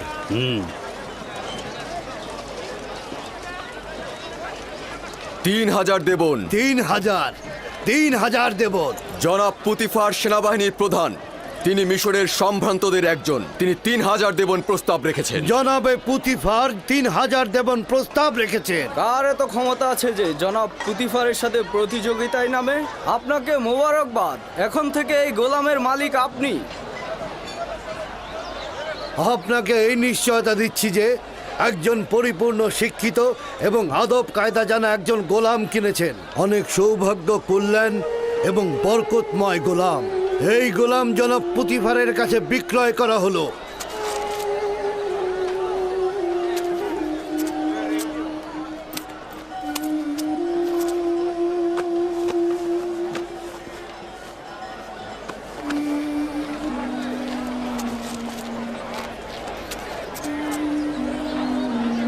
রওনা দাও।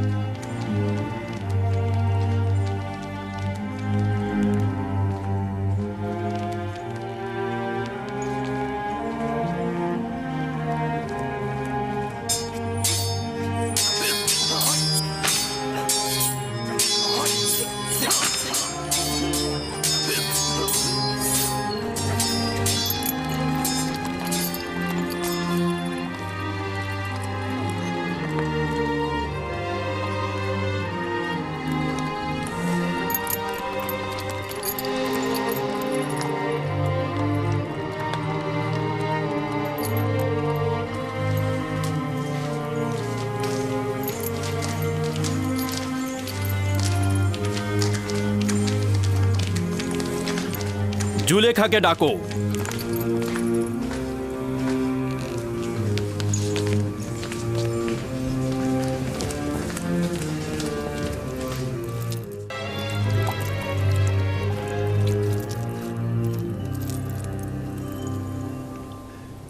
জনাবে আলী, এই অদ্বিতীয় মুক্তটাকে কোথা থেকে নিয়ে এলেন? কিনে এনেছি, তাও আবার অনেক বেশি মূল্য দিয়ে। যত মূল্য দিয়ে কেনেন না কেন, তারপরে কম হয়েছে।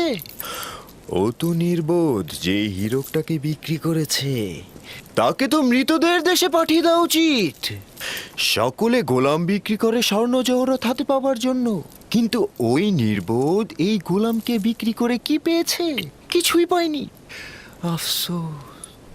আপনি মহানুভব, আমি গোলাম ছাড়া কিছুই নই। পুতিফার প্রাসাদে খোশামদের পুত্র আমার।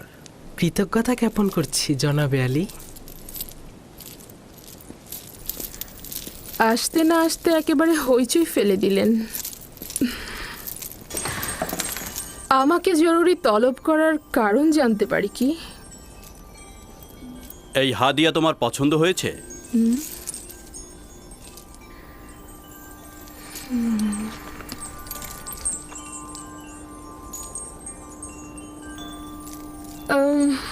একে পূর্বে কখনো দেখেছি বলে তো মনে হচ্ছে না।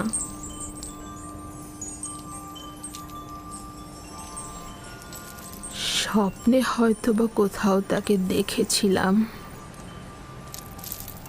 যাকগে সে কথা। আমার কিন্তু ওকে অপরিচিত লাগছে না।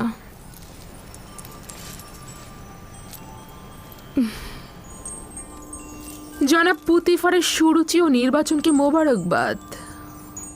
বলা উচিত অতুলনীয়। তোমার নাম জানতে পারি? আমার নাম ইউসুফ। ও, ইউসুফ তো এক কথায় অরামি বা ইব্রানি নাম। হ্যাঁ, এব্রানি নামই হবে। ইব্রানি আমি। শাম অঞ্চলের কেনান এলাকা তার জনাবে মালিক। ওদের পেশা হচ্ছে রাখালি আর ভেড়া চড়ানো। ইউসুফ। ইউসুফ না, যে সকল নাম কৃত্রিম ও বেদুইনদের সাথে সম্পর্কিত আমি তা পছন্দ করি না। যদি অনুমতি প্রদান করেন তাহলে তার জন্য একটা মিশরীয় নাম নির্বাচন করি। ওকে আমি তোমার জন্যই নিয়ে এসেছি। যে নামে খুশি ডাকতে পারো ওকে। আমার নিজের খোদাবান্দের প্রতি অগণিত কৃতজ্ঞতা। যদি অনুমতি প্রদান করেন তো ইউসুফের জন্য একটা মিশরীয় নাম প্রস্তাব করতে পারি। কি নাম? নামটি অবশ্য ইউসুফ নামের কাছাকাছি হবে। ইউজারসিফ। ইউজারসিফ, মন্দ নয়। ইউজারসিফ, হ্যাঁ, এটা সুন্দর নাম, তাই না? এখন থেকে তোমাকে আমরা ইউজারসিফ নামে ডাকবো। পছন্দ হয়েছে? যদি আপনারা পছন্দ করেন তাহলে আমার আপত্তি নেই। আজকে থেকে তুমি ইউজারসিফকে দেখাশোনা করবে, ঠিক আছে? সম্ভবত জুলেখার জন্য ও একটি ভালো উপহার। আমার ধারণা জুলেখাও ওকে পছন্দ করেছে। ভবিষ্যতে হয়তো তাকে এই খানদানের পুত্র হিসাবেও নির্বাচিত করতে পারে। হ্যাঁ, কেন নয়? ইউজারসিফ তো ছেলে হিসেবে উত্তম।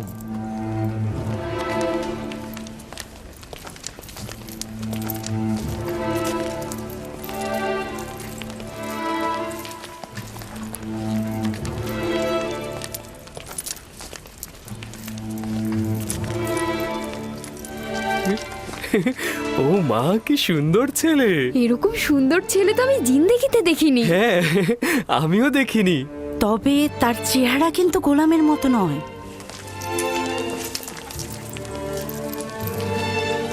এটাই তোমার কক্ষ। পছন্দ হয়েছে?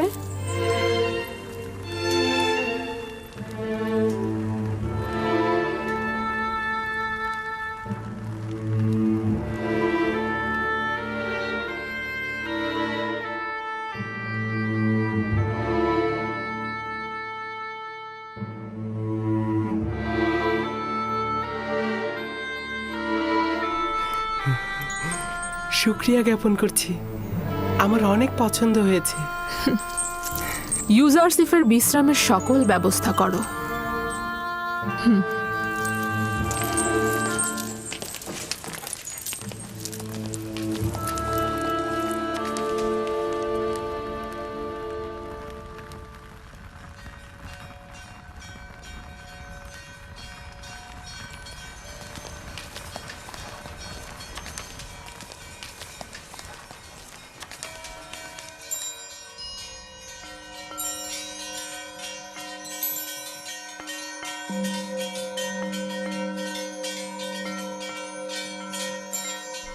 এই সবের জন্য তোমার প্রতি অনেক শুক্রিয়া হে পরওয়ারদিগার। তুমি আমাকে অনেক সুখ ও স্বাচ্ছন্দ্যের আনুকূল্য দান করেছো। হে ইউসুফ, এইভাবে খোদা তোমাকে আর্থিক স্বাচ্ছন্দ্য ও সমুন্নত মাকাম অনুগ্রহ করছে। তোমাকে কূপের থেকে ইজ্জতের শৃঙ্গে এবং উচ্চতর জায়গায় পৌঁছাবেন এবং তোমাকে খোয়াবের ব্যাখ্যা বিশ্লেষণ শিক্ষা দিয়েছেন, যেন এইসব স্বপ্নের ব্যাখ্যাকারীদের ভাষার ইলমের চাইতে অধিকতর জ্ঞাত এবং সব রকম ওস্তাদির কসরত তুমি দেখাতে পারো।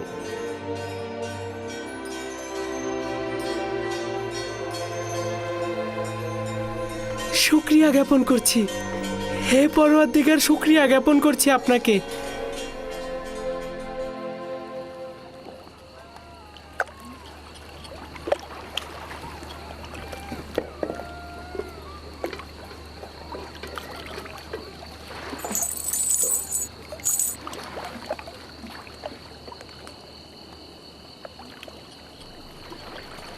আপনি লোকসান করলেন। যদি এর চেয়ে বেশি স্বর্ণরৌপ্যের বিনিময়েও আপনি ইউসুফকে বিক্রি করতেন, তাহলেও লোকসানই হতো, লোকসানই হতো। ওকে চিনলেন না।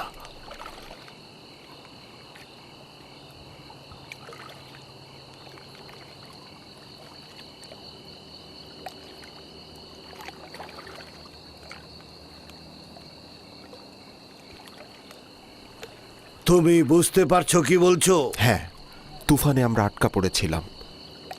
জীবজন্তুগুলো লবণাক্ত কূপের সামনে দাঁড়িয়ে পড়ল। একবারও ভেবেছেন কেন?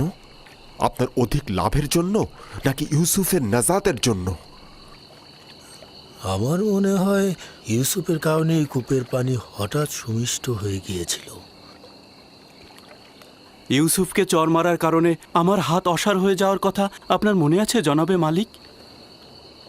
পরবর্তীতে ইউসুফের দোয়া আর হাতের স্পর্শের কারণেই তো আমি সাফা পেয়েছি, তাই না? জনাব মালিক, আপনি হয়তো ভুলে গেছেন যে এই ইউসুফের কারণেই আমি মরার হাত থেকে বেঁচে গেছি। ইউসুফের দোয়ায় আমরা সাফা পেয়েছি।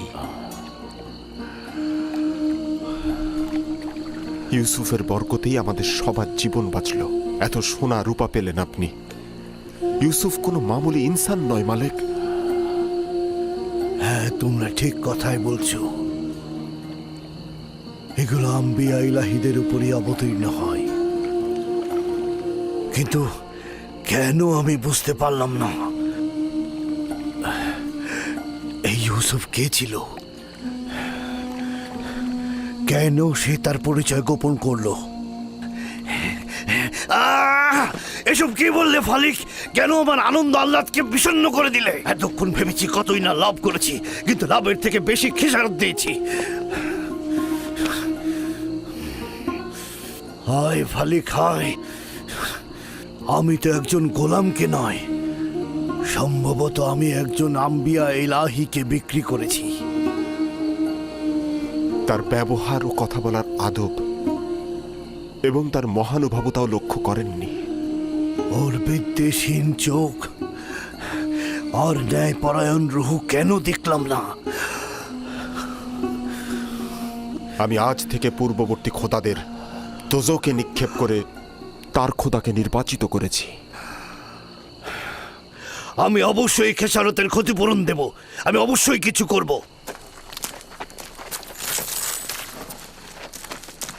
একটু দাঁড়ান, এখন কিছুই করা সম্ভব হবে না। সকাল পর্যন্ত অপেক্ষা করুন।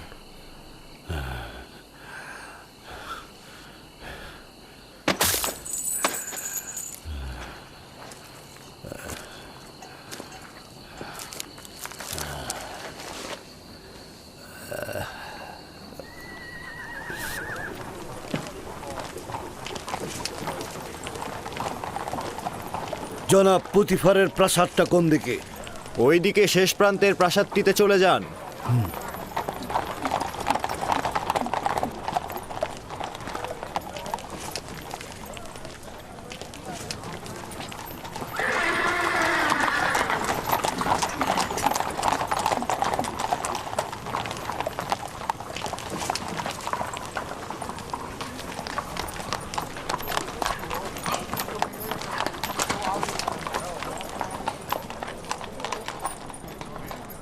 তোমরা এখানে কি চাচ্ছ? জনাব পুতিফারের সঙ্গে দেখা করব। সিপাহ সালার রুদামুন থেকে অনুমতি গ্রহণ করতে হবে। উপরে এসো।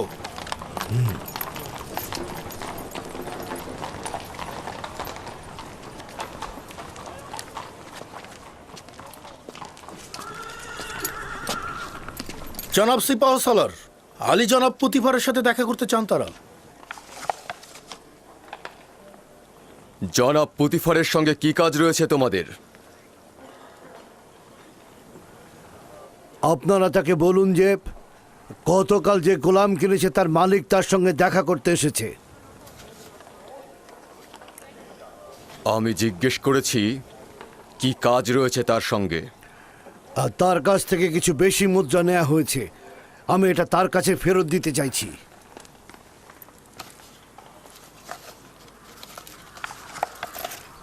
অপেক্ষা করো, দেখছি।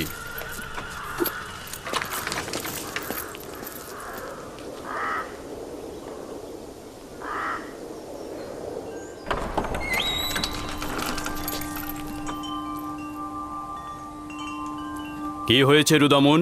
কোনো জরুরি খবর? এই গোলামের বিক্রেতা আপনার সঙ্গে দেখা করতে চায়।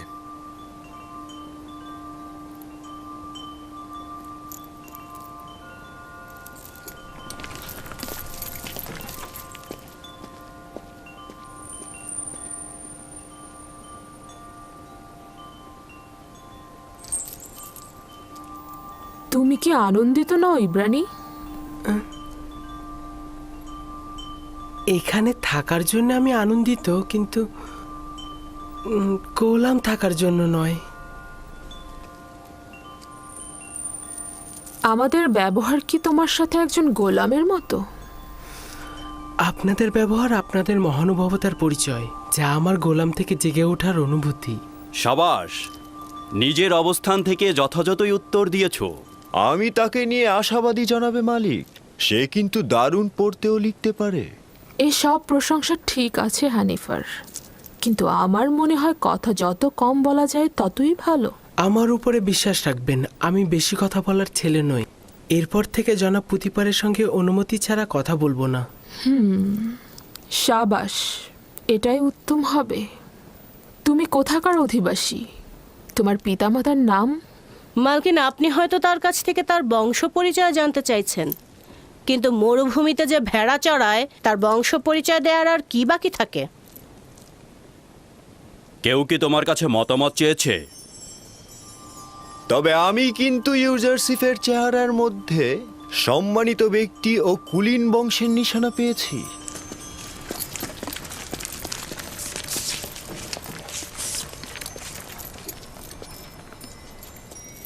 কি হয়েছে ব্যবসায়ী তোমার? এমন তো নয় যে অনুশোচনায় ভুগছো। না না, আমি আসলে আমার এখানে আসার কারণটা হচ্ছে ইউসুফের সঙ্গে আমি একটু একাকী কথা বলতে চাই। মানে ওর সঙ্গে একটু খোদা হাফেজি করতে চাই।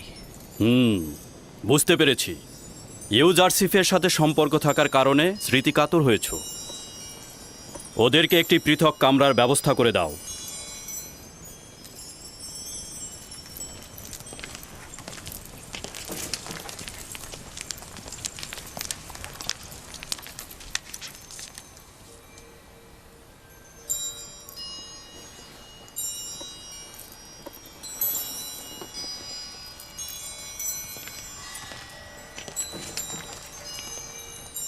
দেখলে তো ওর সাথে সম্পর্ক ছিন্ন করা কতটা মুশকিল।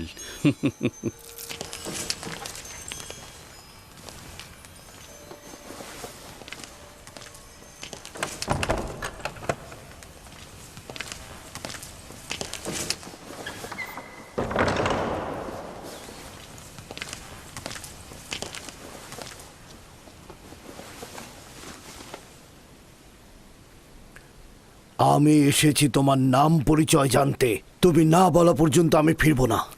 বলেছি তো আমি সন্তান। না, এই কথা আমি অনেকবার শুনেছি। তোমার এক খোদার কসম দিচ্ছি, তোমার পরিচয় দিয়ে আমাকে শান্ত করো। তুমি অবশ্যই খোদাবন্দের কাছে প্রতিজ্ঞা করবে, এই কথা কাউকে বলবে না। আমি প্রতিজ্ঞা করছি, আমি ইব্রাহিমের খোদার কসম করছি। আমি ইউসুফ ইবনে ইয়াকুব ইবনে ইসহাক ইবনে ইব্রাহিম। হায় হায়, কি করলাম?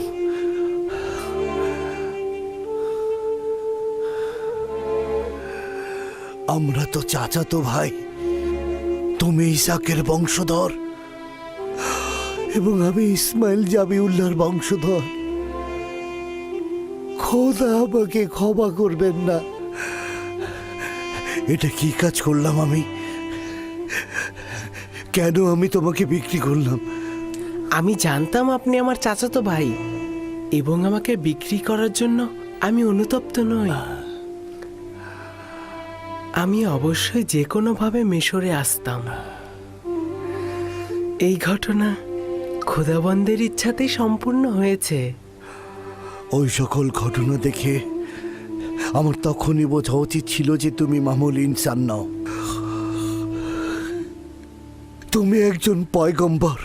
আমাকে ক্ষমা করো, আমি কি করছেন? পয়গম্বরকে চিনতে পারি। উঠুন, আমাকে ক্ষমা করো। আপনি শান্ত হন, উঠে দাঁড়ান। আমি তো আপনাকে আগেই বললাম যে মহান খোদা তাআলার নির্দেশেই আমাকে মিশরে আসতে হয়েছে।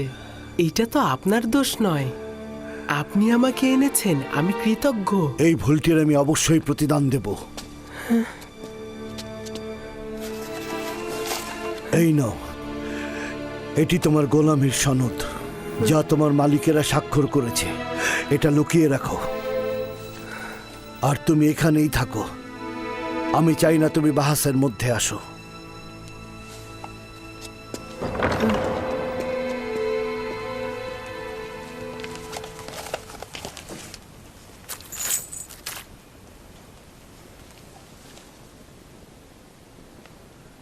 আমি মিশরের প্রিয় আলী জনাব পুতিফারের কাছে ক্ষমা প্রার্থনার আবেদন করছি। আমি অসহায় হয়ে তার কাছে একটা লেনদেনের তাগাদ করব। বান্দা ইউসুফকে আমি বিক্রি করব না।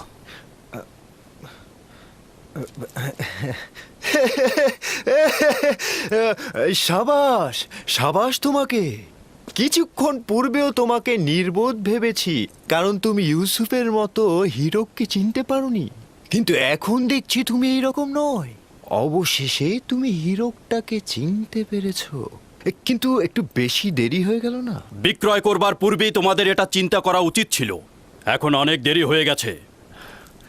জনাব পুতিফার, ইউসুফের জন্য আমি আমার সকল সম্পদ দিয়ে দিতে প্রস্তুত। তাগাদ করছি তাকে ফিরিয়ে দিন। তুমি কি শুনতে পাওনি? জনাব পুতিফার বলেছেন আর কোনো কিছুর বিনিময়ে ইউজারশিপকে ফেরত দেওয়া হবে না। আমি স্বীকার করছি এই লেনদেনের জন্য আমি অনুতপ্ত। আমরা ইউসুফকে বিক্রি করব না, আর ওকে ছাড়া এখান থেকে যাবও না। যদি আর একবার গোস্তাকি করো তো দুজনকে ধরেই কয়েদখানায় পুরব। এখান থেকে চলে যাও। আমি ইউসুফকে ছাড়া এখান থেকে যাব না। আলী জনাব, রহম করে ইউসুফকে ছেড়ে দিন। রুদামুন, তাদেরকে ধরে কয়েদখানায় পুরে দাও। এলাহি, তুমি সাক্ষী রইলে। আমি ইউসুফকে কিনেছি কিন্তু বিক্রি করিনি। আলী জনাব, আমি ইউসুফকে না নিয়ে এখান থেকে যাব না। আমাদের কথা আমাকে ছেড়ে দাও। তাদেরকে আমাকে আমার কঠিন ইউসুফকে শাস্তি নিয়ে প্রদান যেতে করো। দাও। আমার ইউসুফ, ইউসুফ, নিয়ে যাও। কি হলো তোমাদের? দ্রুত আমাকে নিয়ে ছেড়ে যাও। দাও। আমাকে ছেড়ে দাও। ইউসুফ, ইউসুফ।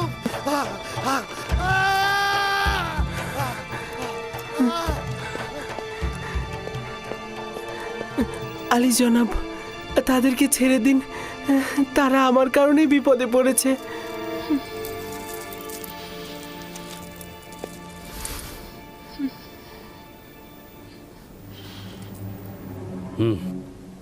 তাদের জন্য কঠিন শাস্তি পাওনাই উপযুক্ত ছিল। অনুরোধ করছি। শুধু তোমার কারণেই আমি ওদেরকে ক্ষমা করে দিলাম। তাদের আজাদ করে দিতে বলো, বন্দি করবার দরকার নেই।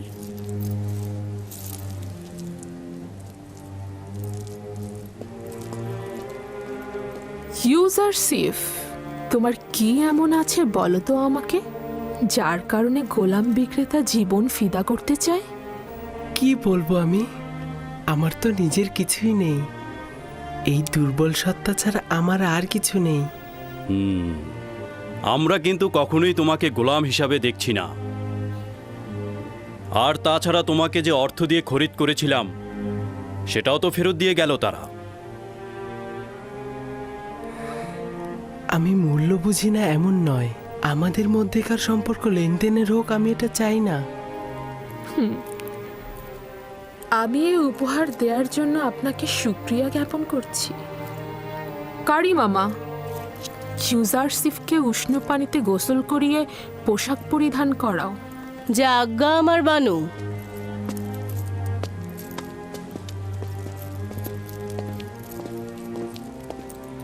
বুঝতে কি পারছো, তোমার এই দাসী কিন্তু ইউজারশিপকে একদমই মেনে নিতে পারছে না।